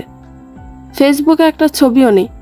ছেলে মানুষ, তাও আবার পুলিশ, সে কিনা পিক দেয় না আইডিতে, আবার মেয়েদের মেসেজ করে। সকাল সকাল ব্যাগ গুছিয়ে বাড়ি থেকে বের হতে নেয় ওহি। টেবিলে বসে খাবার খাচ্ছিল ফারাজ সহ বাকি সদস্য। ওহিকে এভাবে বের হতে দেখে ফারাজ উঠে দাঁড়ায়। এগিয়ে এসে ওহিকে প্রশ্ন করে, এত সকাল সকাল তুমি কোথায় যাচ্ছ কাকি? ওহির চোখে পানি। পানিগুলো মুছে মাথা নত করে বলে, পাপ করেছি আমি, এক পাপী মেয়েকে জন্ম দিয়ে। কোনো শিক্ষা দিতে পারিনি। আমি তোর জীবনটা নষ্ট করে দিয়েছি। আমার মেয়েটার সাথে তোর বিয়েটা না দিলেই ভালো হতো। আমার মেয়েটা তোকে ঠকালো। যেখানে আমার মেয়ে তোদের এত বড় ক্ষতি করেছে, মা হয়ে কোন মুখে থাকি তোদের সামনে? তাই চলে যাচ্ছি আমি। ওহির হাত থেকে ব্যাগটা নিয়ে ফারাজ বলে, এভাবে পালিয়ে যাওয়ার কোনো মানে নেই। যে অন্যায় করেছে সে শাস্তি পাচ্ছে। তুমি কোনো অন্যায় করনি। কে বলেছে আমি অন্যায় করিনি? আমার তো প্রতিটি করা কাজই অন্যায়। প্রথম অন্যায় করেছি বামন হয়ে চাঁদে পা দেওয়া, মানে তোর কাকার মতো বড়লোক কাউকে বিয়ে করা। কথাগুলো ফারাজের কাকা তিহানের দিকে তাকিয়ে বলেন, ফারাজের কাকা তো ভাই। তুর্যর বয়স যখন 6 তখন তার মা মারা যায়। ছেলেকে দেখাশোনা করার জন্য ফারাজের কাকা তিহান বিয়ে করে ওহিকে। বিয়ের বছর কয়েক পর ওই হঠাৎ করে মা হওয়ার অনুভূতি পায়, কিন্তু বাচ্চাটা নিয়ে আগ্রহ ছিল না কেউ। তিহানের মতে তার ছেলের ভালোবাসা কমে যাবে। তুর্য নিজেও ক্ষিপ্ত হয়ে থাকত, কিন্তু ওহি অনুরোধ করে বাচ্চাটি নেই। অহনা জন্মের পর ভালোভাবে যত্ন করতে পারে না অহনাকে। তুর্য এসে এসে ওহিকে নিজের সাথে ব্যস্ত রাখত। ওহি যদি একটু বলতো এখন অহনাকে খাওয়াতে হবে, ঠিক তখনই তিহান বাসা আসলে নালিশ করে দিত তুর্য। ছেলের প্রতি হওয়া অযত্ন উপলব্ধি করে ওহিকে করেন নির্যাতন। আস্তে আস্তে অহনাকে ছেড়ে দিয়ে তুর্যর মনমতো হয়ে চলত ওহি। অহনাকে না করেছে কখনো আদর, না করেছে ঠিকমতো শাসন। হুটহাট মাথা গরম থাকলে অহনাকে ধরে মারত ওহি। কখনো অহনাকে সামলাতে আসেনি কেউ। মেয়েটা যে রাগে দুঃখে নষ্ট পথে নিজের স্বাধীনতা বেছে নিয়েছিল, এটা শুধু ওহি একাই বুঝতে পারছে। ফারাজ বা অন্য কাউকে বোঝালে কেউ বুঝতে চাইবে না অহনার এই নষ্ট পথে আসার সূচনা। তাই আজও মুখ বুজে চলে যেতে চান তিনি। অহনার পথ চলাটা না হয় তার জন্য ছিল, কিন্তু বিয়ের পর তো নিজেকে বদলাতে পারত। ফারাজ তো তার সর্বস্ব দিয়ে অহনাকে ভালোবেসেছে। অহনার চাওয়া পাওয়া পূরণ করেছে। অহনা তখন তো নিজেকে সংযত করেনি। নিজের মর্জিতে চলা অহনার এ অন্যায়কে প্রশ্রয় দিতে পারবে না ওহি নিজেও। ফারাজ ওহির ব্যাগ নিয়ে সিঁড়ি দিয়ে উঠতে উঠতে বলে, তুমি কোথাও যাবে না। তুমি এই বাড়িতে থাকবে। তুমি এই বাড়িতে বউ হয়ে এসেছ নিজ যোগ্যতায়। তোমার মেয়ের দোষ আমরা তোমাকে দিব না। আর কেউ তোমাকে এই নিয়ে কিছু বলবে না। যদি বলে আমি তাকে দেখে নিব। সকাল সকাল অফিসে এসে শ্রেয়া অবাক হয়ে দেখতে থাকে চারপাশ। ফুল দিয়ে সাজানো বিল্ডিংটা খুঁটিয়ে খুঁটিয়ে দেখতে থাকে সবকিছু। অনেক সুন্দর দেখা যাচ্ছে। এ নিয়ে এসে শ্রেয়াকে বলে, কেমন আছো শেহনাজ? শ্রেয়া মৃদু হাসল। এই নামটা তো শুধু সার্টিফিকেট অবধি থাকে, এখন এনি তাকে এই নামে ডাকছে। শ্রেয়া উত্তরে জানিয়ে দেয়, ভালো। আপনি? আমি অনেক ভালো। আজ অফিসে কিছু আছে? অ্যাকচুয়ালি হ্যান্ডসাম তার লাইফের কঠিন এক সময় পার করেছে। এই সময়টার জন্য তাকে ব্রেভ জানানো উচিত। তাই আমরা ছোটখাটো অনুষ্ঠান করছি। জীবনের কঠিন কঠিন মুহূর্ত কতজন পারে সফলভাবে কাটিয়ে দিতে। আসলেই তাই, স্যার অনেক সাহসী। তুমিও কিন্তু কম না। তোমার ভিতরেও সাহস আছে, কিন্তু ওটাকে জাগ্রত করতে পারো না। এবার থেকে করব। আলতো হাসি এনি। সবাই হাততালি দিতে থাকে। শব্দ পেয়ে পিছনে তাকিয়ে দেখতে পেল ফারাজ এসেছে। এনি এসে একটি ফুলের তোড়া দিয়ে ফারাজকে বলে, happy new life handsome. Faraz ফুলগুলো নিয়ে বলে, থ্যাংক ইউ অ্যানি। বলেই নিজের কেবিনের দিকে যেতে নিবে, অ্যানি পথ আটকে বলে, আরও একটি সারপ্রাইজ আছে তোমার জন্য। ব্রোকসকে ফারাজ বলে, কি? চল আমার সাথে, বলে ফারাজকে নিয়ে যায় ক্যান্টিনে। শ্রেয়াকে ইশারা করে বুঝিয়ে দেয় সেদিকে যেতে। শ্রেয়া অ্যানির ইশারা পেয়ে ওদের পিছনে যেতে থাকে। ফারাজের সামনে একটি টেবিলে কেক রাখা আছে। অ্যানি কেক কাটা ছুরি দিয়ে বলে, তোমার নতুন জীবন আমরা নতুনভাবে পালন করছি। সব অশুভ দিনগুলো শেষ করে বাকি দিনগুলো শুভ করার জন্য এই মিষ্টি মুখ। ইউ নো দ্যাট আমরা সবাই সবার আনন্দে সামিল থাকি, তাই তোমার এই দিনটিও আমরা একসাথে উদযাপন করব। না করবে না? ফারাজ হালকা এসে ছুরিটি নিয়ে কেক কাটে, এনিকে খাইয়ে দেয়। তারপর এনি সবাইকে খাইয়ে দিতে থাকে। সবাই সবার মতো আনন্দ করতে থাকে। অ্যানি এসে শ্রেয়ার কাছে দাঁড়ায়। শ্রেয়াকে নিজের হাতে কেক খাইয়ে দিয়ে বলে, শুভ হোক তোমার বাকি দিনগুলো মাই লেডি। এনির মুখের দিকে তাকিয়ে শ্রেয়া বলে ওঠে, আপনি জানেন, হ্যান্ডসাম আমার থেকে কিছুই লুকায় না। হ্যান্ডসামের অবর্তমানে আমি তো এই কোম্পানি দেখে রাখতাম। বলা যায় আমি সবার বেস্ট ফ্রেন্ড। জীবনের ভালো মন্দ অনেকের বিষয়ে আমি অবগত, তেমন হ্যান্ডসামের বিষয়ে আমি অবগত। সেখান থেকেই কাল তোমার ব্যাপারে জেনেছি। বলেই শ্রেয়ার মুখের কাছে কেক এগিয়ে দেয়নি। শ্রেয়া নিল কেক। টিস্যু দিয়ে হাত মুছতে মুছতে ফারাজ এগিয়ে আসে শ্রেয়া ও এনির দিকে। শ্রেয়াকে উদ্দেশ্য করে বলে, এখানের কাজ শেষ করে আমার কেবিনে আসবেন। Okay sir. ফারাজ চলে যেতেই কিছুক্ষণ নাচ গান করতে থাকে অফিস কলিগরা মিলে। তারপর যে যার কাজে ব্যস্ত হয়ে পড়ে। শ্রেয়া এসে ফারাজের কেবিনে নক করে। ফারাজ বলে, কামিন। থাই গ্লাসের দরজা খুলে শ্রেয়া ভিতরে আসে। চেয়ারে বসতেই ফারাজ কিছু ফাইল দিয়ে বলে, আমরা কাল বাইরে মিটিং করব। মিটিংটি লাঞ্চ টাইমের আগে হবে। ওখানে বাইরের থেকে লোকজন আসবে। আপনাকে এই ফাইল দেখে সব কিছু বুঝে নিতে হবে। আমি যখন যে ফাইল চাইব তখন সেই ফাইল দিবেন। ওদের সামনে আমি সব কিছু প্রেজেন্ট করব। আপনি শুধু বিষয়গুলো ফলো করবেন। নেক্সট থেকে আপনাকে এগুলো প্রেজেন্ট করতে হবে। শ্রেয়া ফাইলগুলো নিয়ে বলে, ওকে স্যার, আমি সব কিছু ফলো করব। ওকে, তাহলে আপনি এগুলো চেক করতে থাকুন, প্রয়োজন হলে ডেকে নিব। শিওর স্যার, বলে উঠে দাঁড়ায় শ্রেয়া। নিজের কেবিনে যাওয়ার জন্য পা বাড়াতে ফারাজ পিছন থেকে বলে, শুনুন। শ্রেয়া ঘুরে দাঁড়ালো। ফারাজ বলে, ব্যক্তিগত জীবন নিয়ে কাউকে কিছু জানানোর প্রয়োজন নেই। অ্যানি শুধু জানে, কিন্তু আপাতত এই বিষয়ে আর কেউ জানলে অনেক কিছু ফেস করতে হবে।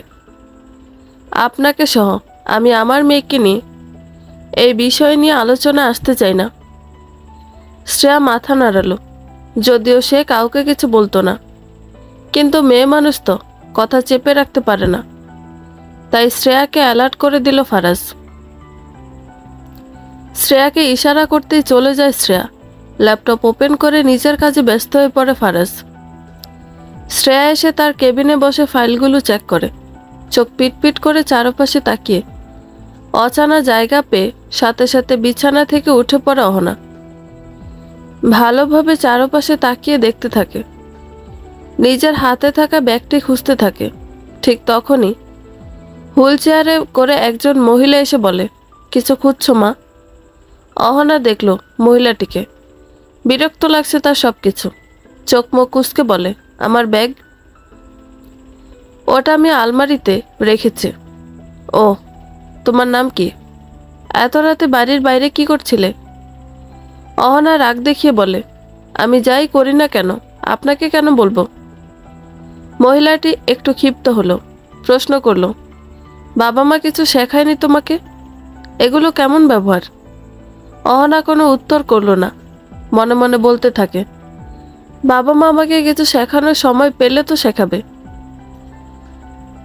মহিলাটি অহনার কাছে এগিয়ে এসে বলে, হাত মুখ ধুয়ে এসো, মুখে কালি লেগে আছে। ওই রাত আমার ড্রাইভার তোমাকে নিয়ে এসেছিল এখানে।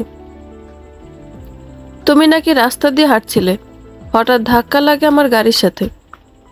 মুখে কালি লেগে আছে শুনতেই অহনার মনে পড়ে গেল কালকের কথা।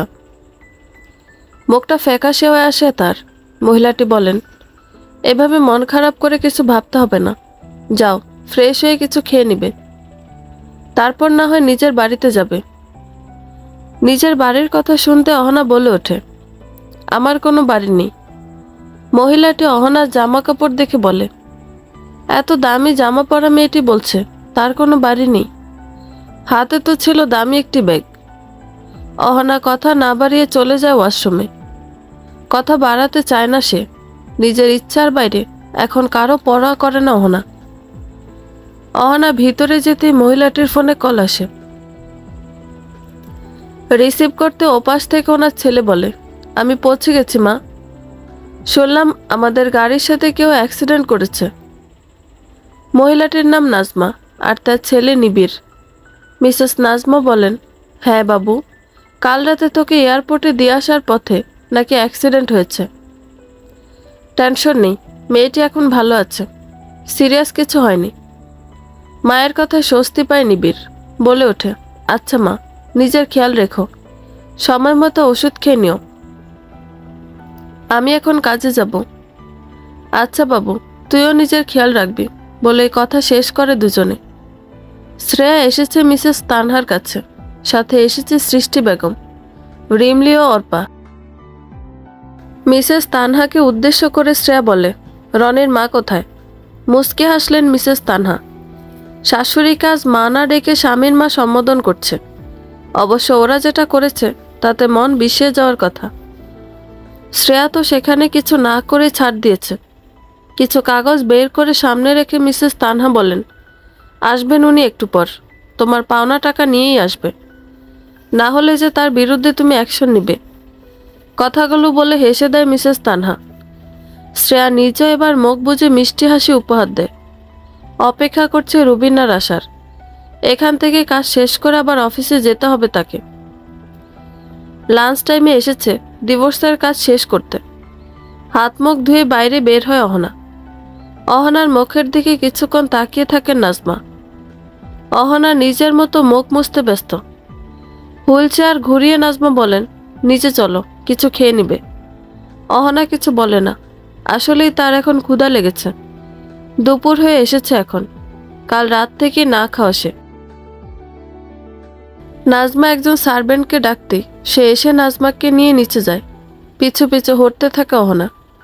অবশেষে অপেক্ষার অবসান ঘটল শ্রেয়ার। রুবিনা ও তার দুই মেয়ে এসেছে। একটি ব্যাগ হাতে করে আনে। আজ রুবিনার চোখে মুখে স্পষ্ট ইতস্তত বোধ দেখা যাচ্ছে। রুবিনা এসে সোজা দাঁড়ালো শ্রেয়ার সামনে। কোনো কথা না বলে শ্রেয়ার দিকে ব্যাগটি এগিয়ে দিল। তারপর মাথা নত করে বলে, এখানে কাবিনের টাকা আর তোমার মায়ের থেকে নেওয়া টাকাগুলো আছে। একেবারে সব দিতে পারিনি, অনেক কষ্ট করে এই কয়দিনে গুছিয়ে আনতে হয়েছে সব।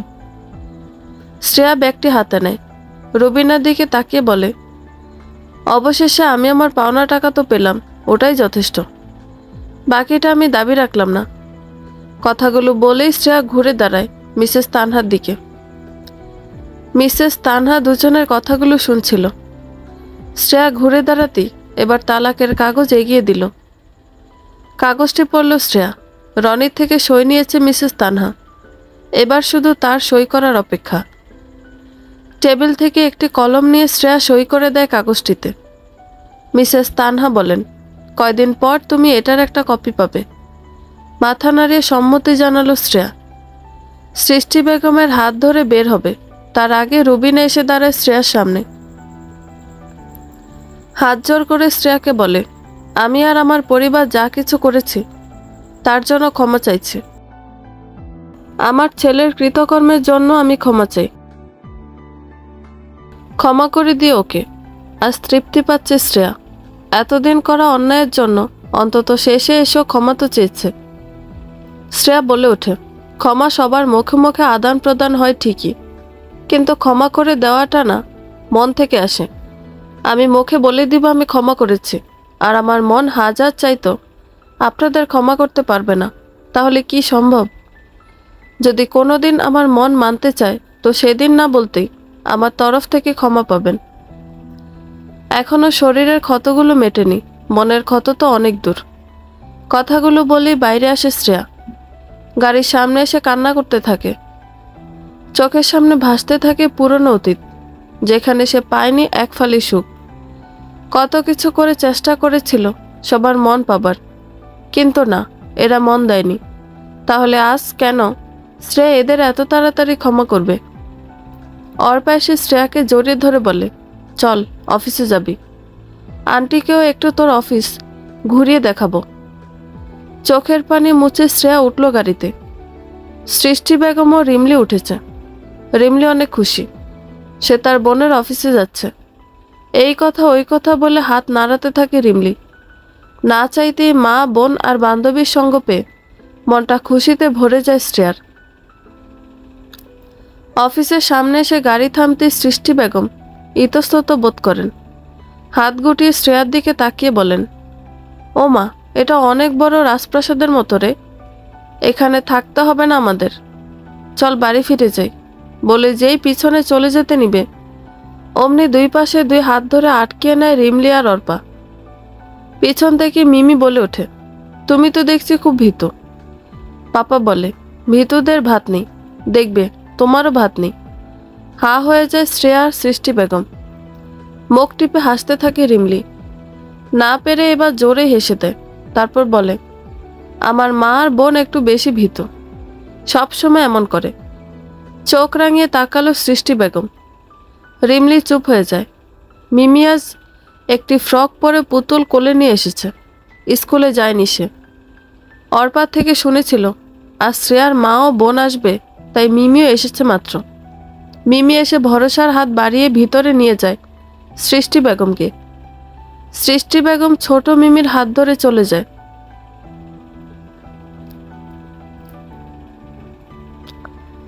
অহনা খাবার খেয়ে এবার উঠে দাঁড়ায়। মিসেস নাজমাকে বলে, আমি এবার গেলাম। হুইল চেয়ারে বসা অবস্থায় মিসেস নাজমা বলেন, কোথায় যাবে তুমি? যেদিকে যাই না কেন, আপনাকে কেন বলবো?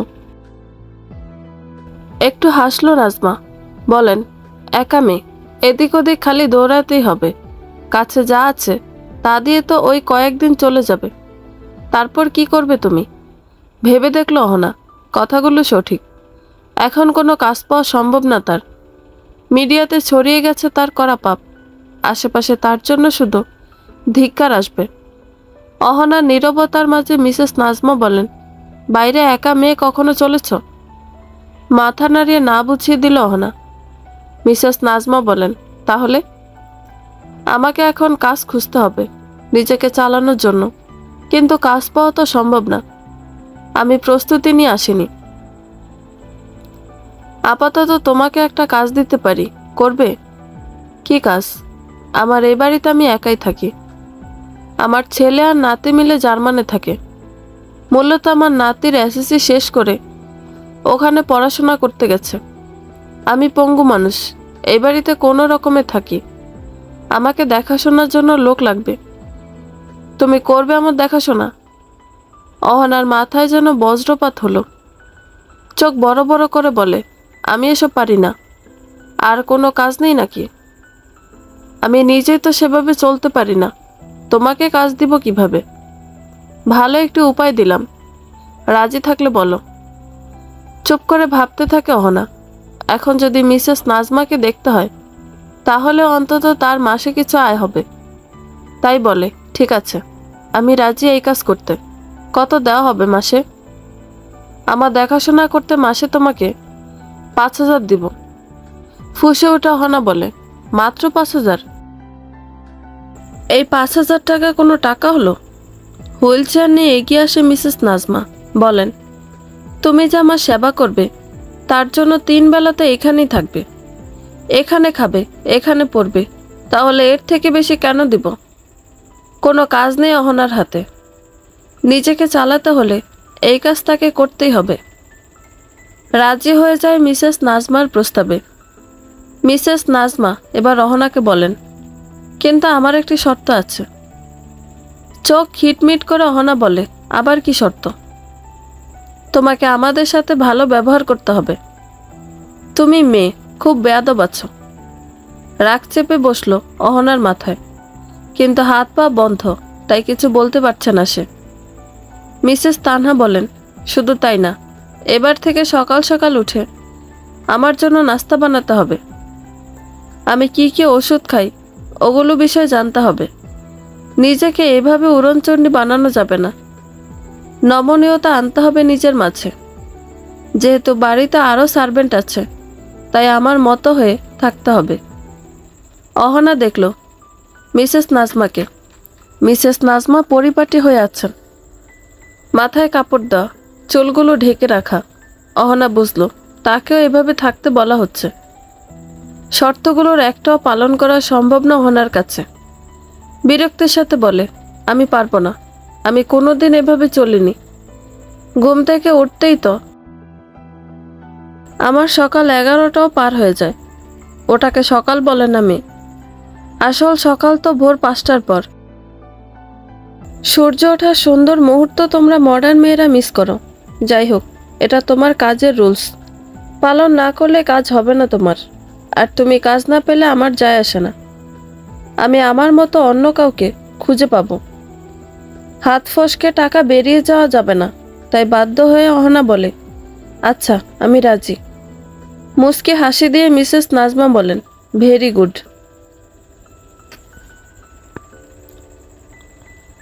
অফিসের বাইরেটা দেখে যতটা ঘাবড়ে যায় সৃষ্টি বেগম, অফিসের ভিতর এসে তার থেকেও বেশি ঘাবড়ে যায়। এখানে তো সব মেয়েরাই ছোট ছোট ড্রেস পরা, বিশেষ করে অ্যানি নিজেও টপস আর জিন্স পরা। এটা দেখেই মাথা ঘুরছে তার। সৃষ্টি বেগম তার মাথার আঁচলটা আরেকটু এগিয়ে দিয়ে মুখ ঢেকে বলে, হ্যাঁ রে, এখানে বুড়িরাও রং ঢং করে। শ্রেয়া দেখল এনিকে। এনি মুখে মিষ্টি হাসি ঝুলিয়ে তাকিয়ে আছে সৃষ্টি বেগমের দিকে। মূলত তিনি ওয়েলকাম করতে এখানে আছে, আর সৃষ্টি বেগম গ্রাম্য আবির্ভাব ধরে রেখে কথা বলছেন।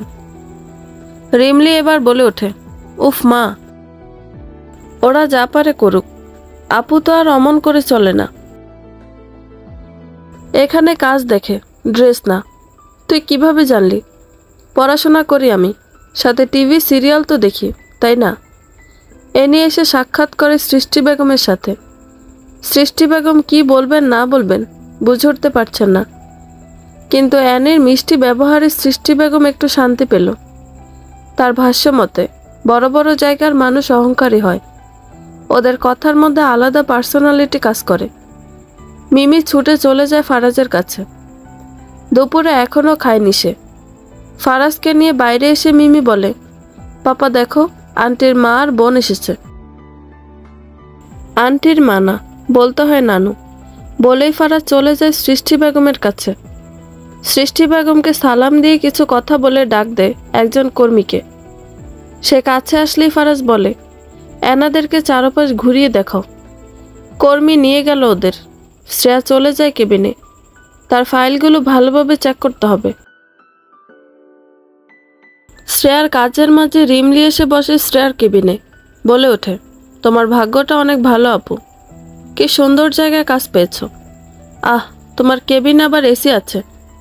ফাইল দেখতে দেখতে শ্রেয়া বলে, এসি তো পুরো কোম্পানি জুড়ে আছে। হ্যাঁ তা আছে, কিন্তু অর্পা আপুর জন্য আজ তুমি এখানে। সব থেকে বড় ভাগ্য এমন বান্ধবী পাওয়া। মুস্কি হেসে শ্রেয়া বলে, অর্পা যেমন আমার বেস্ট ফ্রেন্ড, তুই আমার বেস্ট বোন। তোরা আমাকে এগিয়ে যেতে আশার হাত বাড়িয়ে দিয়েছিস, না হলে আমি আজ এত দূর এগোতে পারতাম না। তবে আপু, আই মাস্ট সে, তোমার boss is too much handsome. এমন হ্যান্ডসাম রেখে অন্য পুরুষের প্রতি আসক্ত হয় কিভাবে?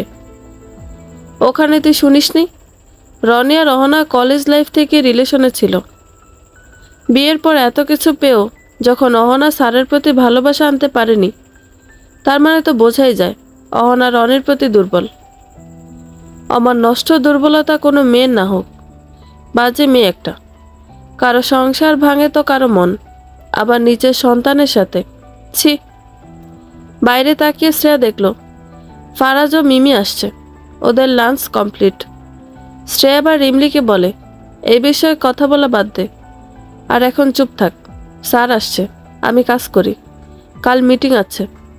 ওকে, করো তুমি কাজ, বলে এদিক ওদিক খুঁটিয়ে দেখছে রিমলি। শ্রেয়ার কেবিনেও একটি ডিসপ্লে ডল রাখা আছে, তার পাশে ছোট ডেস্ক, সেখানে ফুলদানি দিয়ে সাজানো। সৃষ্টি বেগম সব কিছু দেখতে থাকে। অর্পাও একজন কর্মী মিলে সবকিছু বুঝিয়ে বুঝিয়ে বলতে থাকে তাকে। কিছু ড্রেস পরিয়ে দেখিয়ে দেয় সৃষ্টি বেগমকে। এখন মনটা একটু শান্ত হলো তার। অর্পা বলে ওঠে, এখনো কি টেনশন হচ্ছে তোমার আন্টি? সৃষ্টি বেগম মাথা নাড়িয়ে বলেন, না, এখন একটু শান্তি পাচ্ছি। মেয়ে আমার ভালো জায়গাতে এসেছে, আমার এখন আর কোনো চিন্তা নেই। বন্ধুরা, গল্পটি ভালো লেগে থাকলে একটা লাইক করে দিবেন এবং গল্প সম্পর্কে কোনো মতামত জানানোর থাকলে কমেন্ট করতে পারেন। গল্পের বাকি অংশ শোনার জন্য চ্যানেলটি সাবস্ক্রাইব করে পাশেই থাকবেন। ধন্যবাদ সবাইকে, ভালো থাকবেন।